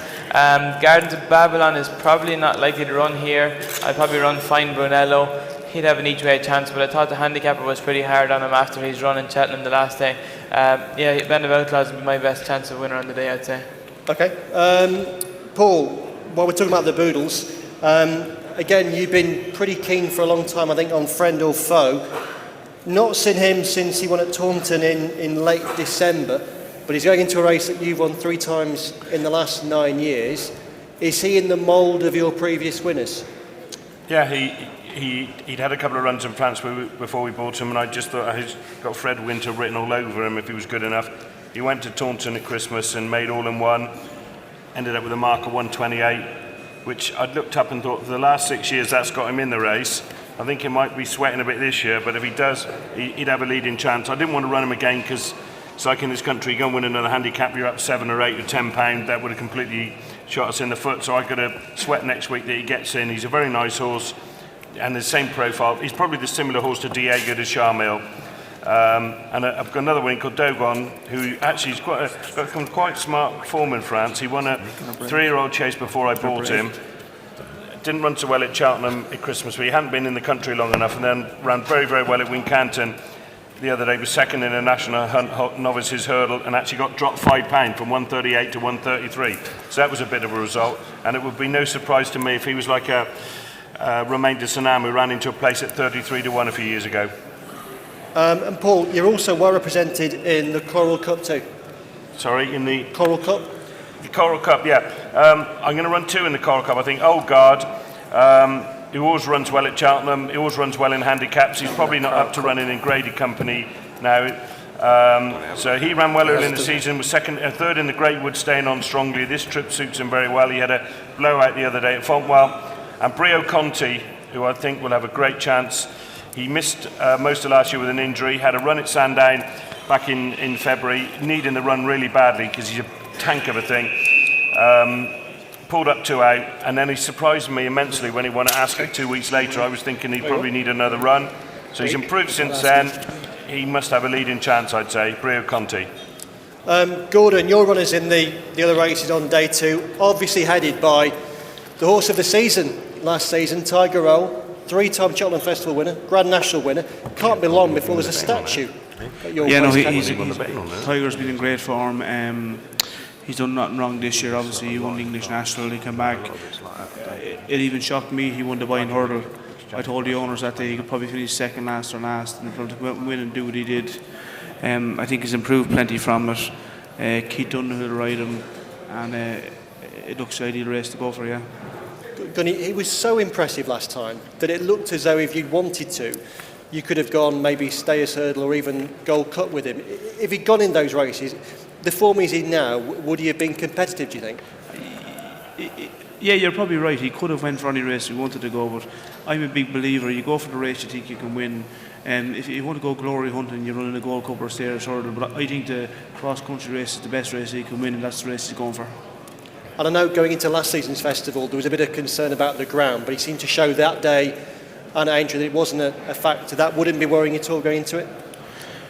No, listen, to be honest, I'm kind of struggling to hear you a little bit. If the lads would keep a little bit quieter out in the crowd, we might be hearing you a little bit more. But it looks the ideal race for Tiger Roll to go, and I'm not sure the last question you asked, sorry. Great, wasn't it? And Gordon, the Fred Winter, lethal steps? Lethal steps, good question, very, very good question. He's probably the second highest rated novice hurdler going to Cheltenham this year. I say Joseph's horse is Sir Eric, I think he's 109 is Joseph. He's 109. Lethal Sets finished off his track career at 108. He has some rent to it over hurdles yet, but he could be very, very well handicapped in a Fred Winter. And I think the race really, really suit him. Okay. Keels, the rest of day 2. Yeah, only 2 really in the Coral Cup. I like Paul's horse Brio Conti, but we travelled brilliantly at Ascot. He wasn't really fancied. I expected to come on for it. You know, they don't win a 25-1 very often, especially when they travel that well through the race. So I think he's got more to come. Another one trained by Colin Tizard called Highest Sun. Has only run over 2 miles so far. Was 4th to Al Dancer 3 starts ago. Won very, very easily last time. Hasn't run at the trip. I think that's his only entry, and I think he's fairly talented if he gets a strong pace. Okay. Then we've come to best bets on day 2. Barry Orr. My best bet on day 2 is Whiskey Sour in the Coral Cup. Whiskey Sour in the Coral Cup. 14-1, yeah. Gary O'Brien. I'd have to say Delta Workley. There's a horse there in the Coral Cup, an Irish horse, if he were to pitch up in the race, called Canardier, who won at one of the early meetings at Cheltenham. I'd give him an each-way chance if he were to pitch up. He's in the Martin Pipe race later on in the week as well, and probably wouldn't want the ground to deteriorate too much. So that'd be a slight concern as well. But if he pitched up in the Coral Cup, I think he'd run well at a big price. Okay. Gordon, of all yours on day 2, what's your best bet? Obviously, we've gone through the few bigger races. I suppose Tiger Roll is probably my nap on day 2. Yeah. Joseph. Yeah, my best chance is Band of Outlaws on the day. And Ollie, no guessing what you're going to say on this one? Obviously, Brewing Up a Storm, it's got a good each way chance, but I love top of the game of Paul's man, the RSA. Okay. Paul? I'm going to go Brio Conti each way in the Coral Cup. He's a real price, I think. You're going to read English. 14. Mr. Keeley. I like top of the game in the RSA. Okay, fantastic. That then wraps up day 2. Okay, welcome back everyone to this Betfair Cheltenham Festival preview in association with the Racing Post. If you're watching on my live stream, you're probably hearing us loud and clear. Here in the room we've got slight technical sound issues, so the panel can think Brian Blessed and Pavarotti and really project as we speak to the audience. Barry Orr, you've never had any problem projecting. Day 3's enhancement. Day 3, obviously the feature race. Hush, hush down there now, lads. Come on, take your seat. We're going to start day 3. If you take your seat, we're going to start day 3, folks. So, the day 3 enhancement, Paisley Park in the Stayers Hurl. It's carried all before him this year. He's 4 for 4. Won the Betfair Stayers Hurl on Betfair Chase Day back in November. He's won the Long Walk Hurl and the Cleve as well since. So, we're going to enhance him. He was 7 to 4. We're odds boosting him to 9 to 4. Again, it's for 50 quid per customer. You'll find it under specials under the odds boost tab. So Paisley Park 7 to 4, odds boost out to 9 to 4. We're going to hold it for 15 minutes under the specials tab, odds boost Paisley Park. Okay, so 9 to 4 for 15 minutes, Paisley Park in the Stayers Hurdle, the Betfair price boost there. We'll go through the Grade 1s in order on Thursday and begin with the JLT Novices Chase. And Gordon, I think that among the panellists, you're probably the only one that looks likely to be represented. Yeah, I'd probably run Meg LeCann in this. He's been disappointing this year, to be honest. He won his novice chase, his beginner chase, very, very well. I thought definitely the Salt, if he goes for this race, the race is made from my horse, Meg LeCann. He's got a massive engine. He works with a machine at home. If he doesn't run respect to this, I'd be getting down on my knees and asking Michael O'Leary, can I put him away and keep him for Royal Ascot? I think he could be a horse for a 1 and 2.5 mile handicaps in Royal Ascot. But I think definitely the Salt is the horse to beat. And I think Chris Jones and Henry de Bromhead's Paloma Blue stepping out and trip, maybe my help is jumping a bit better. He could have got each chance. Okay, really interesting. Sorry, Lee, just quickly there. The enhancement is actually 5 to 2 Paisley Park, not 9 to 4. It's gone up already? Gone up already. It's 5 to 2 Paisley Park, not 9 to 4.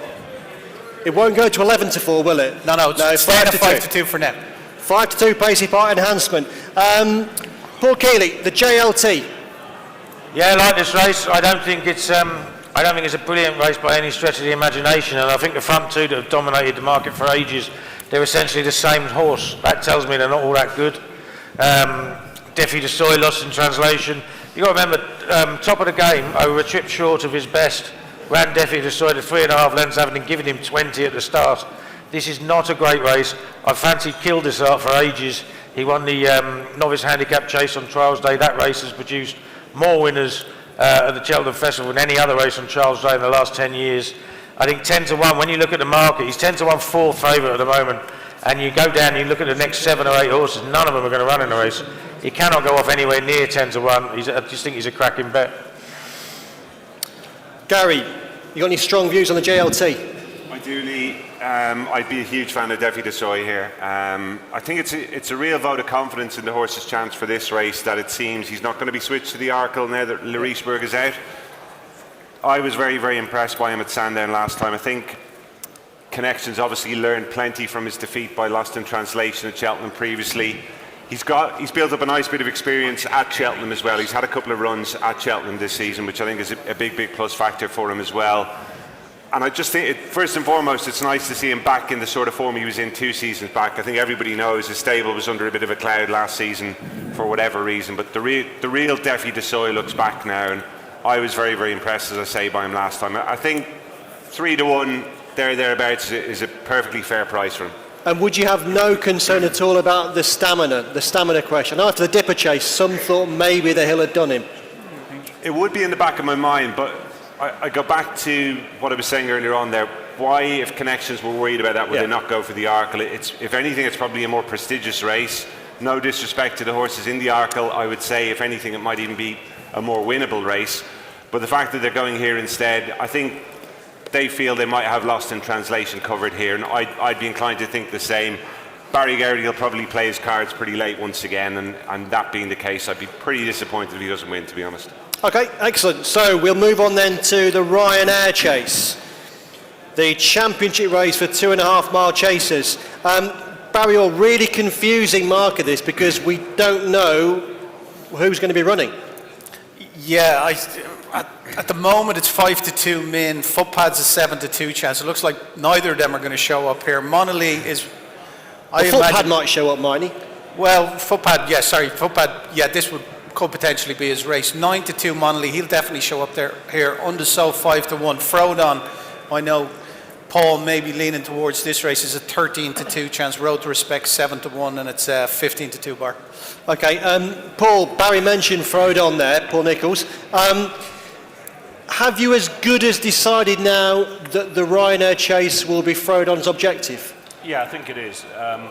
He obviously with Top Notch out, Colin Tizard's horse out today, looking like Min's going to run in the Champion Chase. The race is obviously going to cut up. Frodon has got very, very good form around this trip. The ground's obviously looking like being on the soft side as well, which is just what he wants. So it's absolutely the perfect race for him. He's in good order, and I'd say he's almost certain to run in this race. There's nothing now that could make you change your mind and go for the Gold Cup. You're pretty much dead set on it. Well, look, I can't. Look, things can happen in a week, but I'd say he's almost certain to run in this. He's obviously very good on this track. He stays well. He's in really good form. And the Gold Cup was just a bit of a dream because he ran well over 3 miles the last day. And it does look like this. You'd like to think he'd have a big chance of winning this race, whereas the Gold Cup, you'd argue, probably hasn't. And the way it's worked out and the way the ground is at the moment, if it keeps raining, this is the race for him. Joseph O'Brien, if you were the man training Monolith, put yourself in Henry de Bromhead's position, would you be leaning towards the Ryanair over the Gold Cup? I think so, Lee. I was very impressed with him in Gorn last day. I thought he jumped very well. The bit of rain around, the easier ground would suit him. I'm not sure, maybe, I've no doubt eventually he probably will get the Gold Cup test and the trip. But just now, for me, maybe the 2.5 or 2.5 of the Ryanair might just suit him a little bit better. And I think if he pitches up here, he'll be extremely hard to beat. I'm a big fan of the horse. And I think he'll be very hard to beat if he runs here. Gary O'Brien, we've not heard much in the build-up to this race about Ern de Sceaux, who of course won it 2 seasons ago, was expected to win it last season, but probably didn't run to form. He's almost a forgotten horse going into this year's renewal. Are you expected to see him running the race? And if he does, could he leave behind last season's disappointment? Yeah, he was disappointing last year, Lee. I think there's no two ways about that. Balca Flo, who beat him, is a good horse, and he was in very good form going into Cheltenham last year, but he's not been mapped this season for whatever reason. The Undersow that ran Altior, or at least made a race of it with Altior in the Tingle Creek at Sandown, if that Undersow pitches up, yes, he's a player here. Would I fancy him to win at this stage of his career? Not necessarily. If you were to have a bet in the race, I think Monolith is rock solid each way. I'd struggle to see him out of the frame. Henry wasn't giving an awful lot away after he won the Red Mills Chase last time, but my gut feeling was that if he had his way, he might go Ryanair this year and then maybe Gold Cup next year. So he's a horse who's still got time on his side. But obviously the really interesting thing here in the last few days has been the sustained money for footpad. It looks the most likely target for him. Again, there's a bit of a doubt whether he can come back to the sort of form he showed as a novice chaser last year.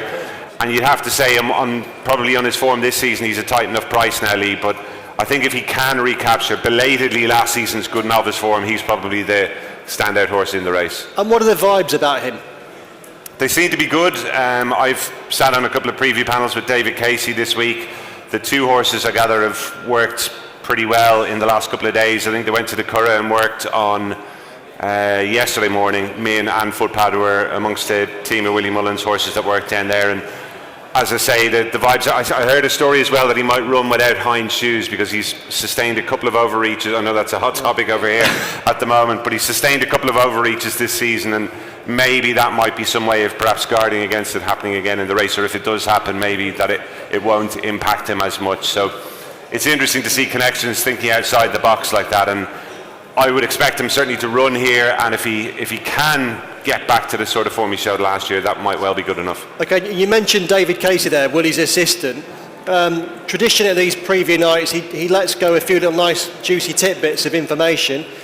From listening to David, what else have you gleaned from the Willie Challenge this year? One or two things. One race we spoke about actually already, the Arkle on the first day. I know I got the impression myself anyway, but that Silas Emery was very much the Mullins number one hope for that race, and he's got injured. Duke de Geneva, for all that he's a good horse, won very well at Gorham Park last time. I don't think maybe the camp feel necessarily he would have been as strong as candidate as Silas Emery, so that's one thing to consider. Gold Cup wise, seems to be a good vibe about Bell's Hill for that race. I actually fancy him to run, we'll come on to the race later on, I fancy him to run well myself, but I get the impression he's really come on, taking a good step forward again from his Leopardstown win. Okay, Gordon, you've indicated that Shattered Love will head towards the Gold Cup. Would that presumably leave the Storyteller as your A-list candidate here? Yeah, he'll definitely be my only runner in this race. He's been sort of 4 or 5 or 6 lengths behind Grade 1 form in Ireland all year, but I think this race could cut up. He'd be ridden to run well by one of the masters around Cheltenham and Davy Russell, and I'm not sure what price he is. What price is he, Barry, the Storyteller? The Storyteller? Yeah. 16. He's 16 to 1, and he'd probably be bigger on the day. He could have an each way chance because he's going to be ridden to be placed, not to win. So, but he's in very good form at home, yeah. Okay. Positive stuff there for the Storyteller from Gordon in the Ryanair Chase, and Paul Keeley. The whole situation of the Willie Mullins, we're not sure which horse is going to run in the race. Does that just cloud the way you look at it completely? Not really. I think we're fairly certain that Min isn't going to run in the race and Footpad is. I don't think Footpad's very good. Didn't think he was very good last year, to be honest. He beat a couple of horses whose hearts and minds weren't quite in tune with their talent. And he's been beaten by Simply Ned this season. I think you can discount him. I made a right cock up at this race last year. I told everybody to back Balco de Flo, and then at preview meetings, and then on the day I lumped on Paul's Frodon. And he sunk without trace. But he'd had a really, really busy year last year, and he ran in the Ascot Chase at Cheltenham, at Ascot a few weeks beforehand. This year he goes in there fresh. I actually think he's the horse to beat. If you can win a handicap of 162 round Cheltenham, jump as well as he does round there, he's going to be very, very, very hard to beat. He's just a really good horse round Cheltenham, and he'll run his race this year, and he's the one for me. The championship feature on the Thursday is the Sun Racing Stayers Hurdle, the premier long distance hurdle of the season, and Barry Orr, we have the enhancement horse heading the market. Yeah, it's still there, the enhancement, Paisley Park, 5-2 now from 7-4. It's not going to be there for much longer now. It's under specials. You'll find it under the odds boost tab in the specials section. So 5-2 Paisley Park from 7-4. And the market itself, the actual market, obviously the likes of Presenting Percy, Apple's Jade, it's non-runner, no bet, so they're quoted in there. Faugheen is a 4-1 chance. Super Sunday runner-up last year, 7-1. Black Ops, 10-1. Top Notch, who looks like he's heading here as well, is currently a 12-1 chance.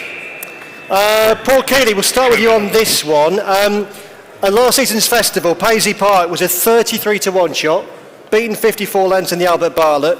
This season, 4 wins to his name and a best price 7-4 without the enhancement. Is that a good price? The enhancement's very good, I think. I think he's shown himself to be far and away the best of the British. I wasn't convinced when he won the long walk. I thought he's only beaten West Approach 2 lengths. But he's a bit like, obviously not as good, but the other top stayers we've had, Big Bucks, he comes off the bridle a little bit and then he comes back on and he pulls away down. When he won the Cleve Hurdle, he ran to a racing post rating of 172. That's very high for a staying hurdler. It's only been 170 has only been matched or beaten 24 times since 2006, and there's 21 wins and 3 runner-up spots in the Stayers Hurdle. That's an extremely good record. So if he runs to that level again, he's better than everything else.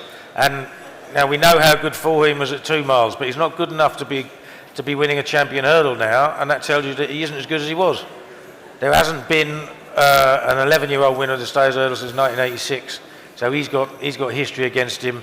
I think the horse that's coming through is Paisley Park. I mean, you know me, I hate backing favourites, but I think he's a very, very solid one. Ollie Murphy, it's been really impressive, isn't it, the way that Emma Lavelle has nurtured this horse this season, from handicaps into Grade 1s and then the Cleve Hurdle. How much has he impressed you? Yeah, I love this horse. I think if Gordon, Willie or Paul train this lad, I think it'd nearly be odds on. I think he's one of my banks for the meeting. I know people on this panel would totally disagree with me, but he's been the shy out of all the English horses. He's got an 11-year-old to beat from Ireland.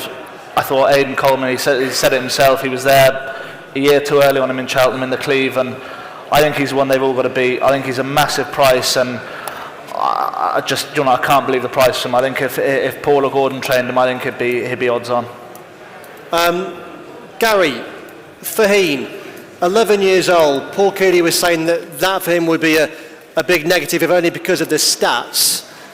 Faugheen, back to the form he showed at Punchestown in April. Would that be good enough? The Punchestown race, it's hard to have a definitive view on that, Lee. I think it was a good ride from David Mullins. He caught a few of the lads napping at the start, nicked a few lengths. Is Faugheen as good as he looked that day? I'm not altogether sure, but he does have other form in the book that suggests 3 miles. He won a point-to-point, for example, early on in his career. He won a graded novice hurdle at Limerick over 3 miles as well. That 3 miles could actually bring about a revival in fortunes for him, if you like, at this stage of his career. I thought he was running very well against Apple's Jade. I've heard 1 or 2 people suggest that he could have beaten Apple's Jade at Leopardstown. I don't think that myself, but I think he would have been a good second. And as someone said to me the other day, a good second to Apple's Jade in a race like that over 2 miles would surely give him a decent chance if he can translate that to a Stayers Hurdle. So, look, at the age of 11, you're not expecting maybe to improve or maybe even get back to the level he was at when he was winning a champion hurdle, but I do think he's got a chance of beating Paisley Park. There's nothing not to like about Paisley Park. He reminds me of Thistlecrack in that he's beaten all the best of the English horses, but unlike Thistlecrack, I think there are a couple of Irish horses there that maybe might be able to serve it up to him. Faugheen is one, and Super Sunday, obviously, if he's pointed here instead of the champion hurdle, would be the other one, albeit there is a slight question mark about stamina for Super Sunday, I think, over 3 miles. So, look, Paisley Park, he's a smashing horse, and it would be a great story. I think he'll take plenty of beating, but maybe just enough of an incentive to swerve him at the price. Okay, Joseph, Gary mentioned Super Sunday there, who just ran out of it last season, ran a big race. Does he strike you as a pure 3 miler, or will the trip in a race like the Stayers Hurdle always leave him slightly vulnerable? Yeah, I think he's certainly vulnerable at 3 miles and what's likely to be ground on the easy side of good. If the ground is very good, that would bring him into the race, but I think on ground that's likely to be slow, he might be up against it. You have to be impressed with what Paisley Park has done this season. He's won easier every time. He bolted up the last time, and you can't fault the horse. Faheen is the one horse that has that bit of brilliance that could put it up to him. Obviously, he's getting on in years, but I think it's between the two of them. Like I say, it's very hard to take on Paisley Park, but Faheen could do it. Okay, and Gordon, just finally on this one. You've got a few still in the race, Gordon. Will you run anything in the Stayers Hurdle? I've probably 3 or 4 left in the race, but I say I'd probably be doubtful to have a runner. I thought Paisley Park has done not a lot wrong this year, but arguably I'm not sure his form is strong enough. From doing a few Cheltenham previews, and you kind of learn every year from doing a few Cheltenham previews the body language of who's doing them. And from sitting beside or next or the other side of David Casey and listening to Ruby Walsh, I think Faheen obviously has a massive chance the way the lads are talking. I think it's hard to go away from Faheen. I think whatever price he is today, he's definitely going to be shorter on the day. I get on Faheen for the Stayers Hurdle the way they're all talking. Gordon, we'll stay with you as we start to wrap up the other 4 races on Thursday, the Pertemps Final, the Maribel Plate, the Mares Novice Hurdle and the Foot Warwing Kim Muir. Gordon, you got favourites in 2 of those handicaps, Sire de Belay and It's All Guesswork in the presenting Percy Collars, both strong candidates. Yeah, in the Pertemps we've got Sire de Belay. He had a lovely run in the Martin Pipe last year. He finished I think 4th or 5th. He's a stronger horse this year. He obviously been very difficult for us this year in Ireland to qualify these horses, and he just qualified in Everton, finishing 6th on ground. It's probably too quick for him. I think he's got a very good chance. Another horse in the same race called the Toy Phil is coming back off chase form. I wouldn't put you off him at a big price either.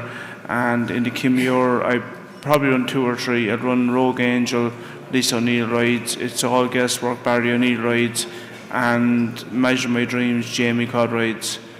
Yeah. Measure My Dreams. Barry? It's worth pointing out that Measure My Dreams has been one of the best backed horses at a meeting in the last week or so. He had been as big as 33 on the exchange, and he was, I think, 14 and 16 on the sportsbook. He's now 5-1 favourite, Measure My Dreams. Is he one of those horses that often attracts money, though? Well, he had been off for nearly 2 years. He ran a good race, I suppose, a couple of years back, I think 2016 in the 4 miler when he was only 6 lengths off Native River. He lost his way a bit. He was bought out of by Gordon and a couple of his friends. He was bought out of Noel Mead's yard, and he's just had the one run for Gordon. But just if the money's speaking volumes at the moment, it's all about Measure My Dream in the Kim Muir. Okay. Joseph, you've got a fancied runner in the Pertemps, Themistocles, with a very important owner.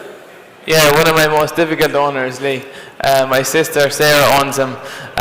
He's qualified in Leopardstown at Christmas. The plan has to be to come straight here since then.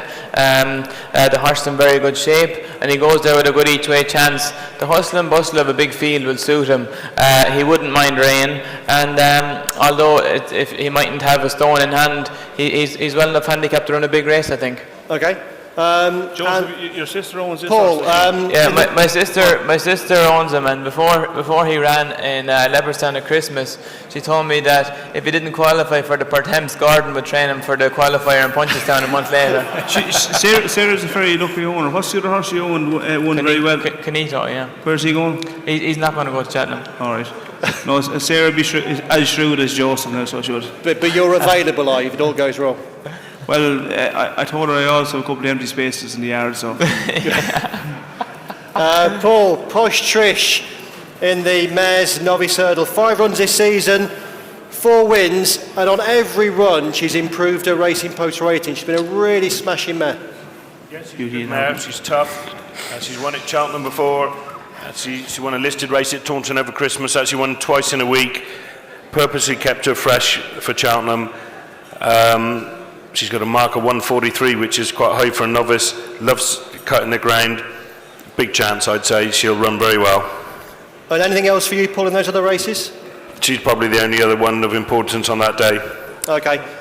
Gary, the Pertemps, the Plate, the Mares Novice and the Kim Muir, the floor is yours. Yeah, the Pertemps, I think Gordon's horse there, Sire de Burley, is a bit of a standout, Lee. As Gordon said, he got the coveted final qualifying slot in the qualifier at Leopardstown. Ran well at Cheltenham last year. I think he'll give a good account of himself there.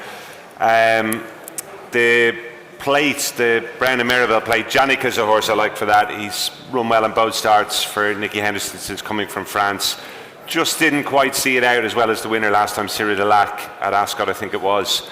But he's a nice type of horse. I like the way he goes about the job, jumps well, unexposed, and I think he'll go very, very close in that handicap. Okay, and Keels, those 4 races. Yeah, just a couple. The Pertemps final, I'm half interested in the horse of Dan Skelton's called Not What I Am. Was staying on 4th in the Warwick qualifier, the only horse to come from off the pace. Dan Skelton doesn't really have the firepower for the graded races, but he's already won a couple of county hurdles. He knows what he's doing with handicappers. Got this horse from Ireland. Think he might be reasonably handicapped. And in the Kim Muir, pardon me, the horse of Emma Lavell's called Darasha Counter. I think he's on a reasonable mark. He finished, beat Walt at Newbury. Walt since come out, won the big handicap at Kempton a couple of weeks ago. Then Darasha Counter himself went on to be second, giving £6 to Now McGinty at Chepstow. Now McGinty's been second in the Reynoldstown since. I think that's a fair bit of form. It's a novice going into the race on 2 career bests and is around 16 to 1. Excellent, and staying with you, your best bet on day 3? Best bet on day 3, Kildesart, without a doubt, yeah. Keels on the JLT, Paul Nicholls. Well, I'm going to have to say Frodon now, aren't I? Okay. Have you just been told to change your mind? Frodon. No, he's holding firm with Frodon. No booze. Ollie Murphy. Paisley Park in the Stayers Hurdle. Paisley Park. Gordon Elliott. Faheen in the Stayers. That's getting booed as well. They're rowdy a lot over there. Sorry? They're rowdy over there, booing you. Just, I'm used to that all my life. Joseph. I like Monley in the Ryanair. Okay, what was that, Sir Joseph? I like Monley in the Ryanair. Okay, cool. And Gary? Yeah, definitely the Soily would definitely be my strongest pick, probably actually of the whole week. Really? Yeah. Okay. And Barry? I think the boos are coming from over there because Andrew Gamble, who owns Paisley Park, is sat over there with a few of his friends. So, actually, welcome, Andrew. Have we got a roving mic anywhere for Andrew? Have we got a roving mic? Somebody's got. That's where the boos are coming from. But yeah, I'd most definitely be in the Paisley Park camp. I think he's done nothing wrong all season. He's like I said, he won that handicap in Liverpool, and he went on and he's won 3 top races since, and he'll take all the beating in it. If Faheen's the only danger, well then he deserves to be a short price favourite. I think Jess is going to speak to Andrew here. Just before we finish off on day 3, we have now got a roving mic. Andrew,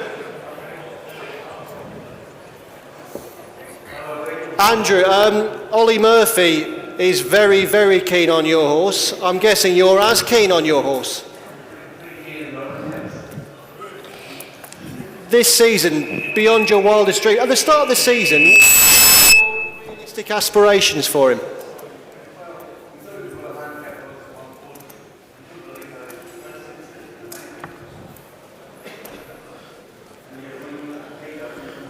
Call it the mic scan.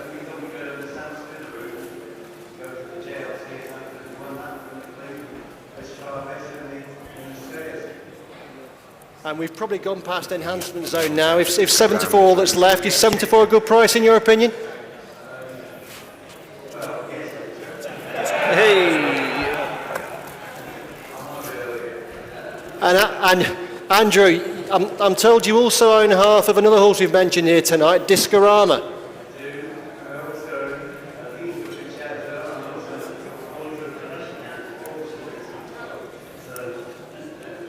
Could be quite a week. Best of luck to Andrew. Best of luck to Andrew Gamble. Good luck, Andrew.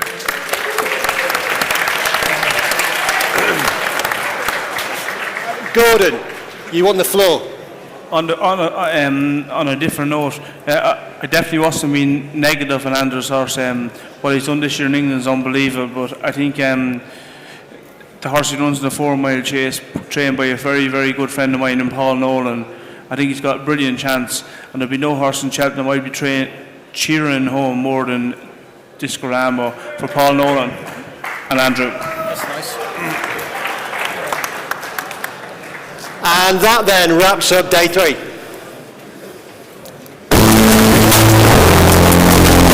Festivals here. The season's form will be key.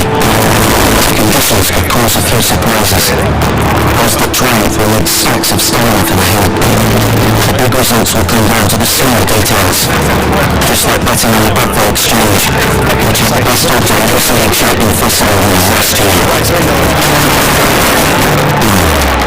Small details, big results at Cheltenham with Betfair. Welcome back to this Cheltenham Festival preview with Betfair in association with the Racing Post. Just a reminder before we go on to day 4 that if you do have any questions watching on the live stream, then you can post those questions to the panel using Twitter and the hashtag Betfair Preview. Okay, Friday is where it all leads to, the biggest day of the whole jump season in many ways, Cheltenham Gold Cup Day. And Barry, what is your Gold Cup Day enhancement? Yeah, lads, a bit of hush in the room, please. Barry. Turn up a bit, Barry. You said they can turn up a bit. We can't hear it. Lads, a bit of hush in the room.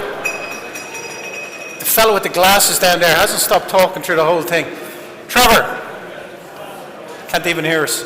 So, the last day, our enhancement, our odds boost, is on the Triumph Furrow. It's Sir Eric. He's an even money chance. He's odds on in places. He's even money on the Betfair Sportsbook. We're going to odds boost him to 6-4. 6-4 for a max of 50 quid. You find it under the specials tab. Some people have struggled with that, but it's under the specials tab. Odds boost under the specials tab. Sir Eric, 6-4 for the next 15 minutes. So 6-4 about the red hot favourite for the JCB Triumph Hurdle, Sir Eric. And Sir Eric is trained by Joseph O'Brien, and Joseph, you must be hugely excited. His performance last time at the Dublin Racing Festival, albeit some might have said he got an easy lead up front, the way he flew the final flight and then galloped away from them was tremendously encouraging. You must really rate him. Yeah, he was very impressively. He did have the run of the race, but he jumped very well. He showed a great attitude.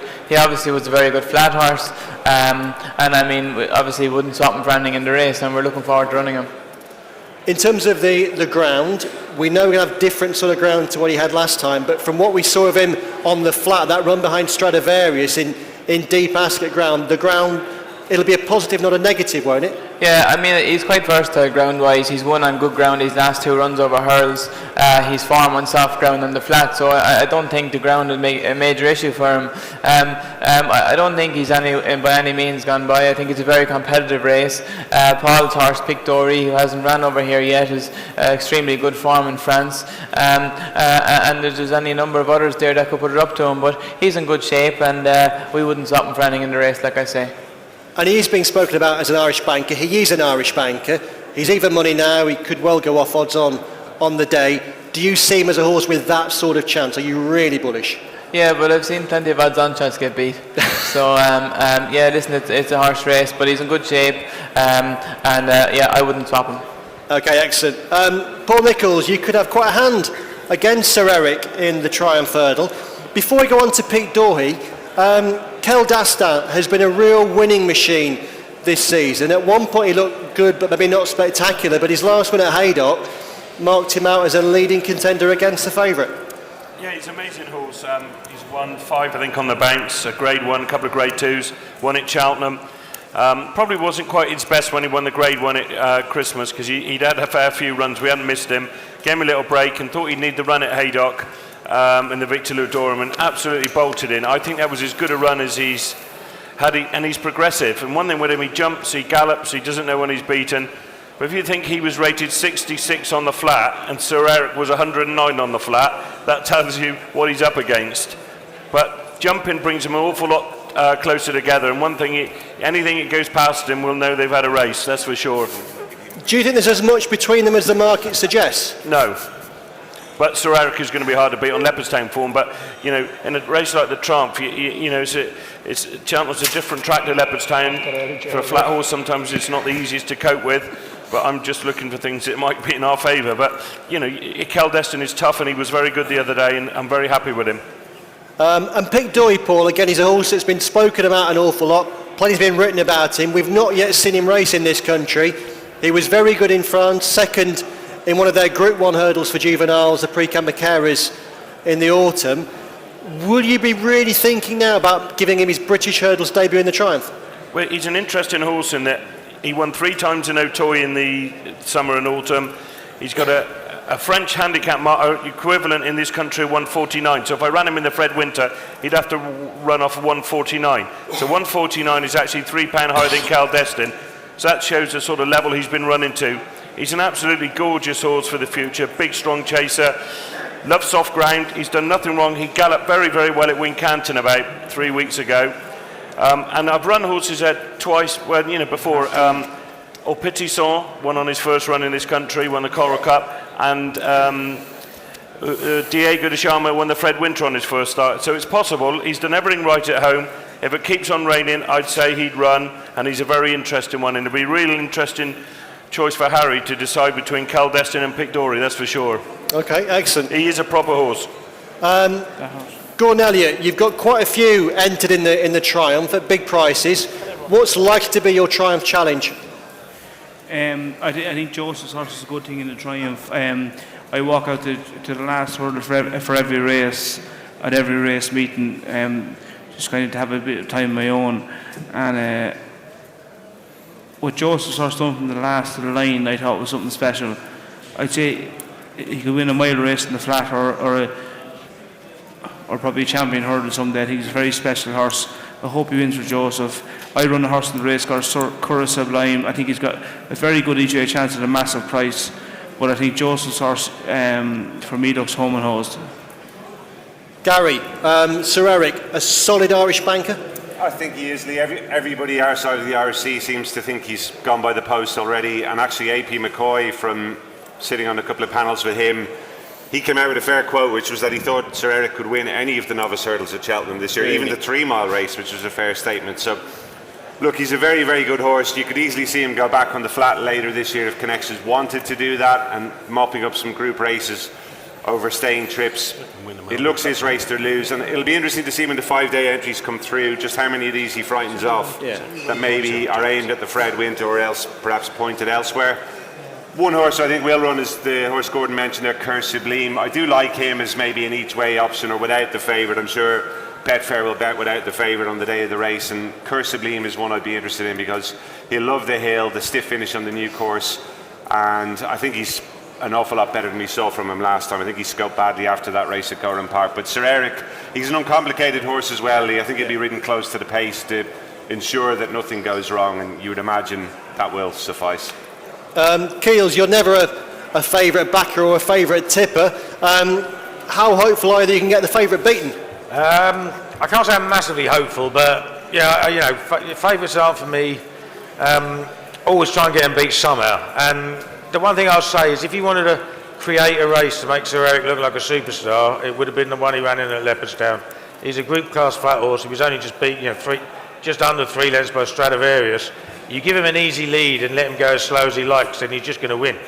And I hope they're going to take him on.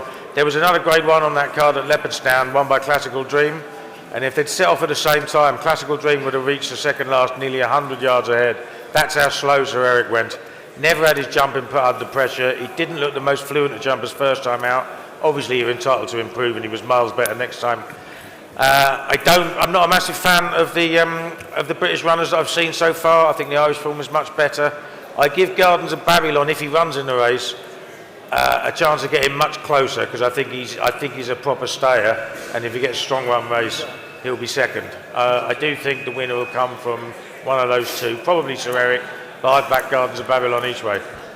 Okay, cheers, Kills. And the second Grade 1 on the 4th day of the festival is the Albert Bartlett Novices Hurdle. Commander of Fleet, a really good, brave winner at the Dublin Racing Festival. Represents Gordon Elliott at 13-2, but Barry at the minute He's being edged out by 3 in the market, headed by Lisnagar Oscar. Yeah, Lisnagar Oscar heads the market of 5 to 1.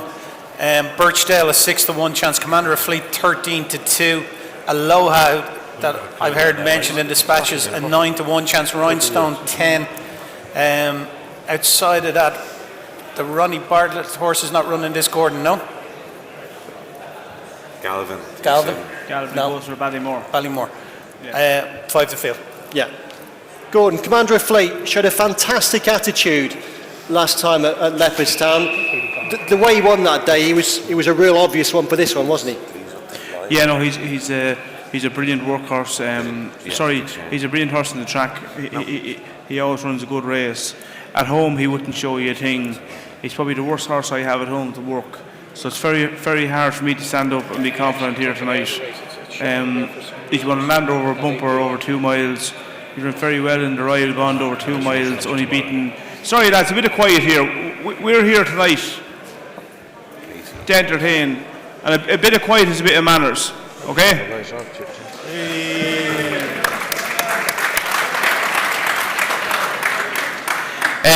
Commander of Fleet, I wouldn't be sure he'd be good enough to win this, Barry. What he does at home, his work isn't good enough. But on the track, he always delivers. He's a very, very nice horse. If he won this race or finished last, it wouldn't surprise me. He's a horse I just watched. He won a Land Rover bumper. He came off the bridle a mile out. Barry O'Neill sent him on, and he won very well. And that's the way he's been all his life. So it's hard for me to sit here and say he'd win.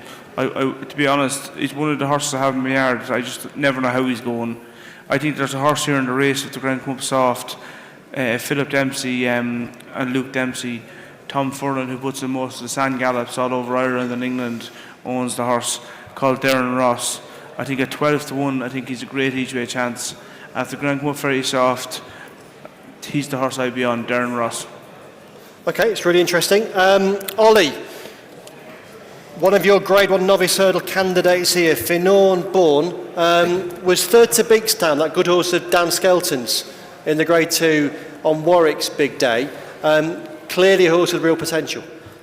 Yeah, listen, I should have finished an awful lot closer in the Grade 2 at Warwick. He didn't jump well enough down the back, and as everyone's aware, with these Fluvacs, I was one that fell to it. I didn't have my Fluvacs done in time, and it knocked a lot of my horses back, so I haven't been able to get a prep run into him. So whether a run or not, I don't know. But if he does, I actually think he's an each way chance at a massive price. This race throws up seriously funny results. There's been massive price winners over the years, and my lad stays very well and handles conditions well. But I'd be 50-50 whether he'd run. Joseph, for those who maybe just tuning in late to the live stream, just update us on running plans for Rhinestone. Yeah, I think he's likely to run here or the Coral Cup. If he runs here, he'd have a good each way chance. He was second to Commander of Fleet in Leopardstown at the Dublin Racing Festival. Easier ground would suit him, or we think he'll stay. And yeah, he'd have a good each way chance. I actually like another horse here at a big price of Gordon's.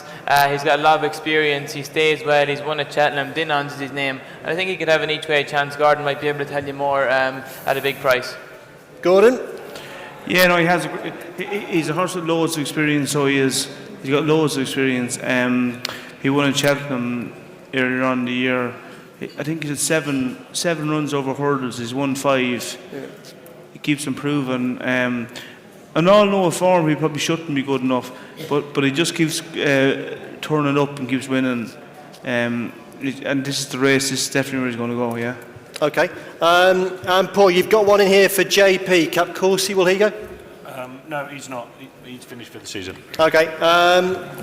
Gary O'Brien. Yeah, to be honest, Lee, I'd have to say it's not a race that's been very kind to me down the years. Historically, I did actually fancy one in the race this time around, which was Relegate. I thought with a better round of jumping, she'd have a great chance, but I gather, unfortunately, she's an unlikely runner now, so I wouldn't have a particularly strong view. The one thing I would say is if Joseph's horse pitched up, I see he's twice the price of Commander of Fleet on the exchanges there, Rhinestone. There was very little between them at Leopardstown. Rhinestone's a good horse, and I think he'll, whatever race he runs, whether it's this or the Coral Cup, he won't be too far away. Okay, and finally Keels. Yeah, I think you have to I think you have to back two outsiders that have run loads of times and not worry about anything else, to be honest. Just have a little stab, but it's not a big betting race. Average SP to win the last 10 years of the Ballymore is 9-2, of the Supreme it's 7-1, of this race it's 16s. All the short price ones that have run only a couple of times, they always get beat out of sight. So back something that at a decent price that's run several times. And don't worry about age either, because this race goes to 7 and 8 year olds, not like the other races at all.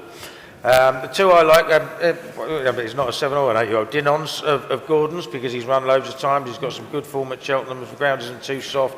And a horse called Rock Point is 33-1. 3 starts ago he beat the current favourite Lisnagar Oscar quite easily over course and distance. He's run terribly since, but then the same trainer, Colin Tizard, his Kilbrickham Storm, ran terribly before coming out and winning this. It's one of those races, small bets, big prices. Right, the big one then is the Magnus Cheltenham Gold Cup, the highlight of the Cheltenham Festival.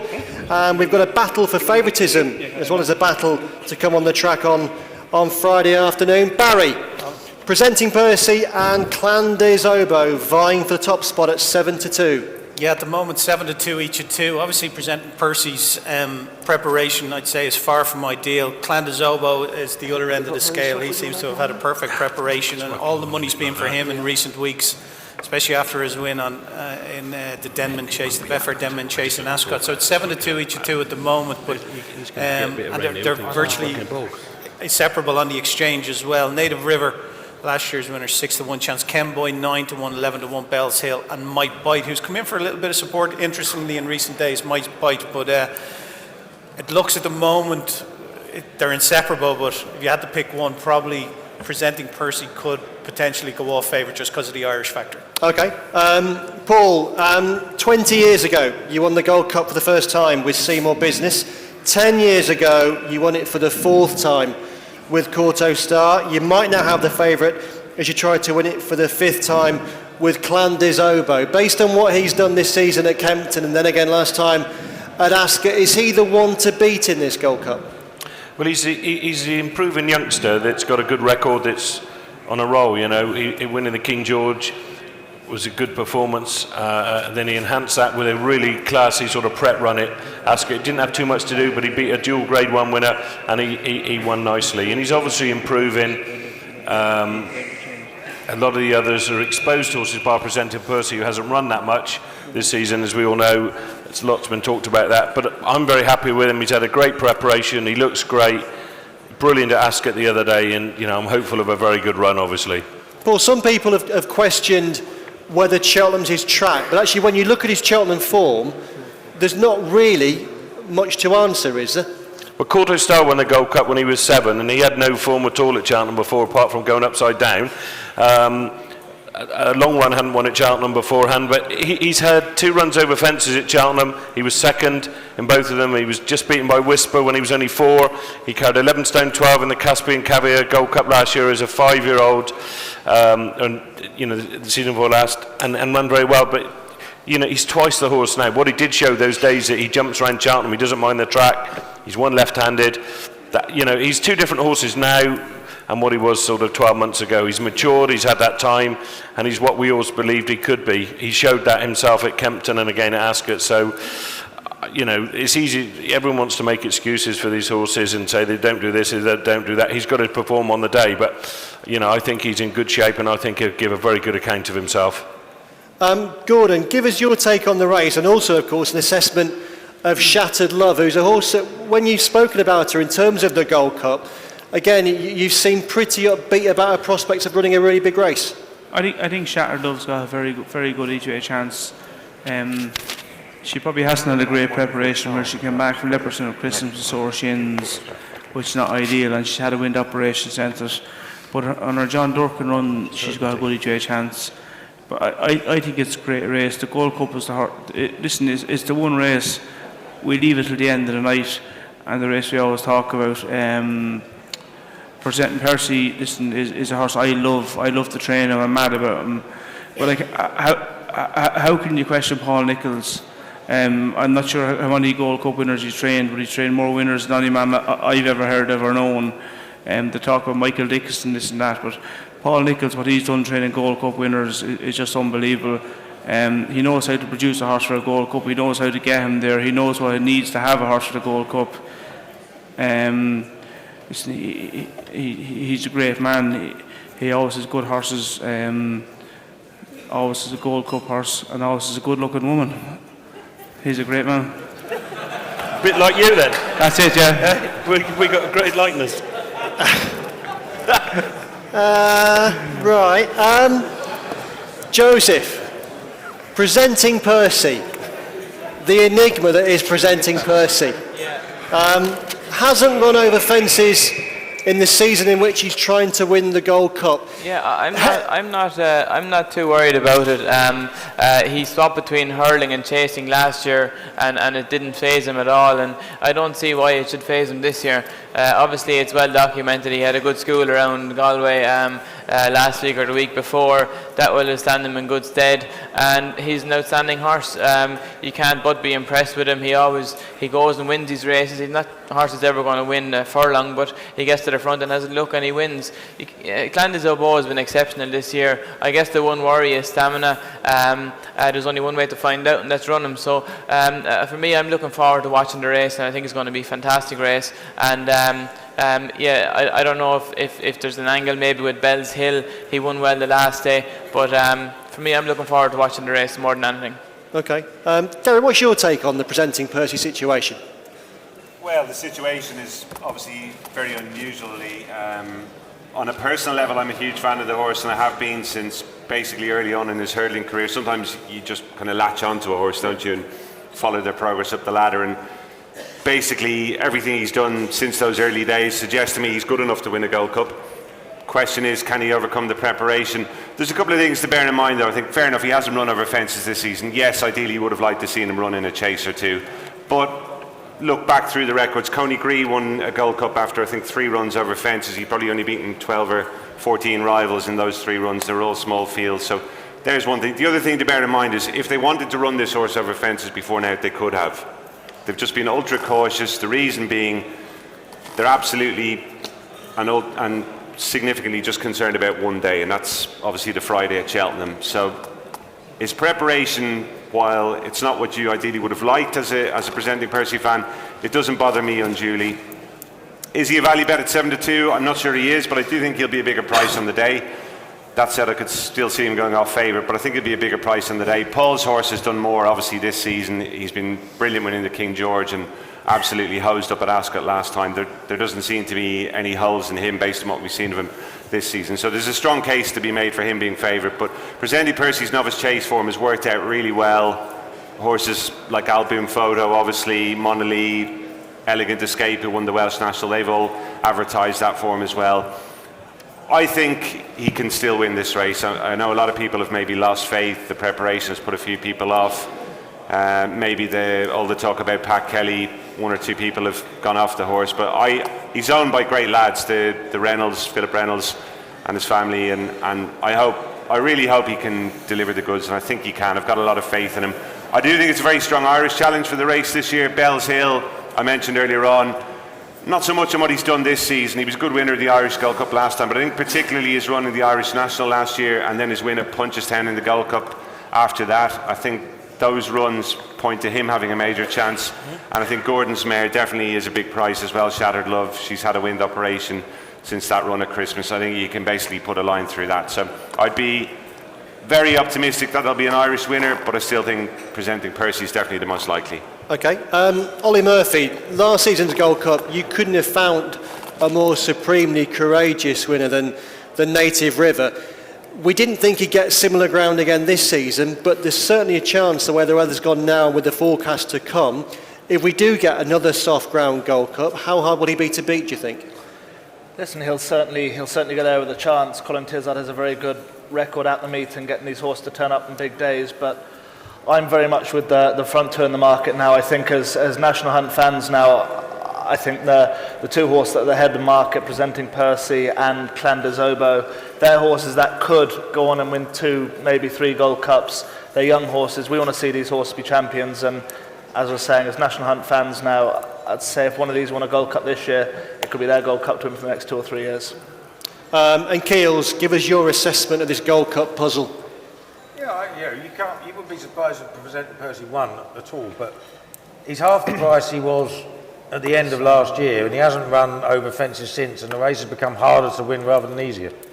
Some very, very good horses have come out. Top of the list, obviously, Clanders Oboe.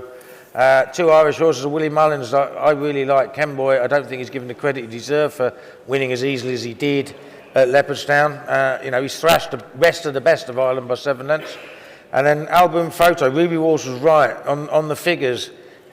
He destroyed that field at Tremor. I mean, okay, he's won a race at Tremor. It doesn't sound very good, but he was given a fair chunk of weight. I think those 2 are really good horses. They're the 2 I've backed at prices.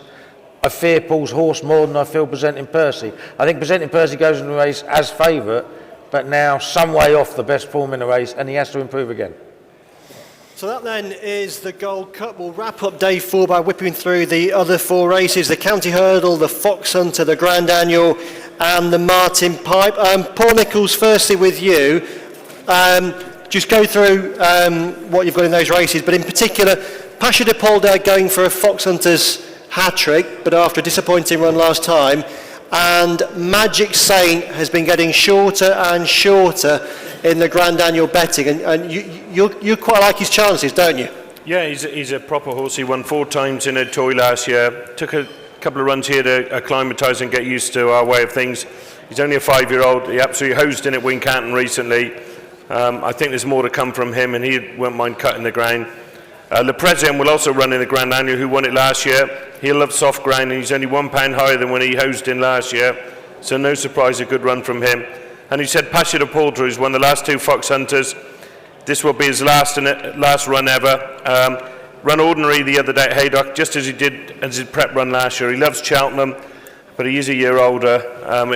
It would want to be a really good performance for him to go well, and also run Wonderful Charm in the race. He could do with it drying up a little bit, to be honest with you. Okay, thanks, Paul. Keels, you've got a second preview night to get to. Giving me the eye.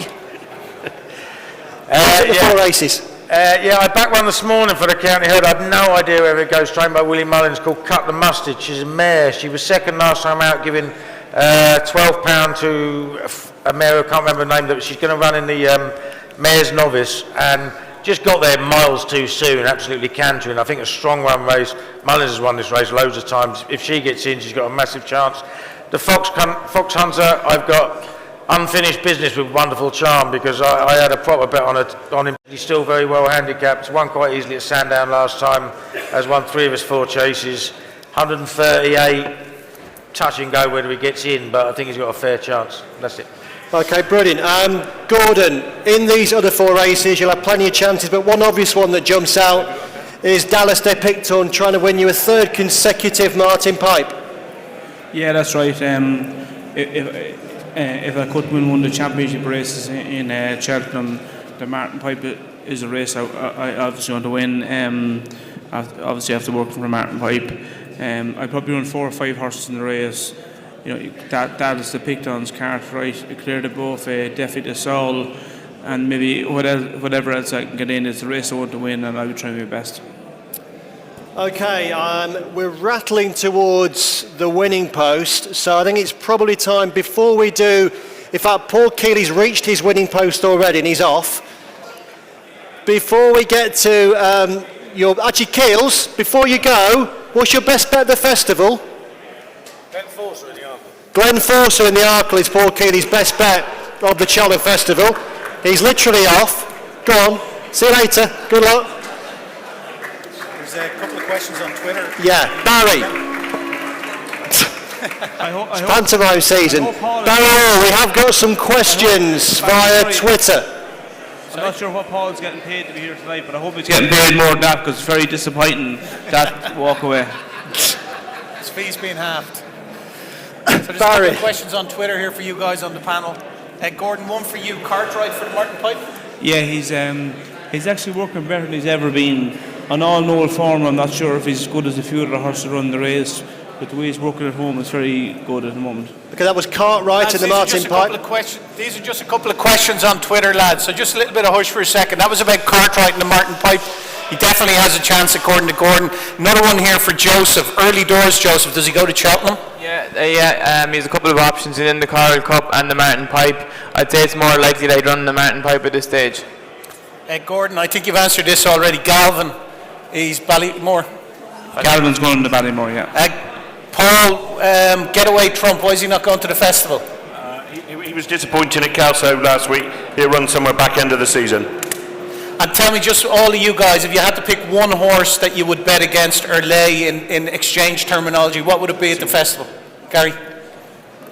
Come back to me, Barry. I'll have a quick look here. Anything you don't fancy that you'd oppose at the festival? I think it's a very hard question to ask us because we want to win everything. What are you doing here? I'd probably say Layla or Lawler in the Arkle just because I fancy Glen Force in that race, Barry, and I think Layla's got a bit to prove after his defeat last time. Perfect. Okay then, that exhausts the Twitter questions. Before we say goodbye, the best bets of the festival then. We've had Paul Keeley's, is Glen Forcer. Paul Nichols, your best bet of the 4 days? Magic Saint. Magic Saint in the Grand Annual. Ollie Murphy. Dallas de Pictons and the Martin Pipe. Dallas de Picton, trained by Swimmer Boss in the Martin Pipe. Gordon Elliott, best bet? Sir Eric is a good thing in the Triumph Hurdle. Sir Eric in the Triumph. What about one of the bigger price? Give us one of the slightly bigger price. At a bigger price, I think Tiger Olds will be half a pint bigger. He's sharp. Joseph O'Brien. I think that the work will be extremely hard to beat in the RSA, and I think he'll be shorter on the day. Okay, fantastic. Gary O'Brien. Yeah, I like Delta Work as well, Lee, but I'd go Defi Desoy, whichever race, but it looks like the JLT. Okay, Barry Orr. Fancy, I've put it up already in the Ultimate in the first race. If the ground comes up soft on the first day, Lakeview Lad at 20-1, I can't see him being out of the first 4. Fantastic, okay, and no one's probably interested in mine, but Native River in the Gold Cup would be the one. Okay, thank you so much those on the live stream for watching. We're really grateful. Thanks to everyone in the audience here tonight. Sorry that at times the sound was slightly difficult, and thanks for our fantastic panel. We thank them and wish you and them all a great Cheltenham Festival. Thank you. Goodbye.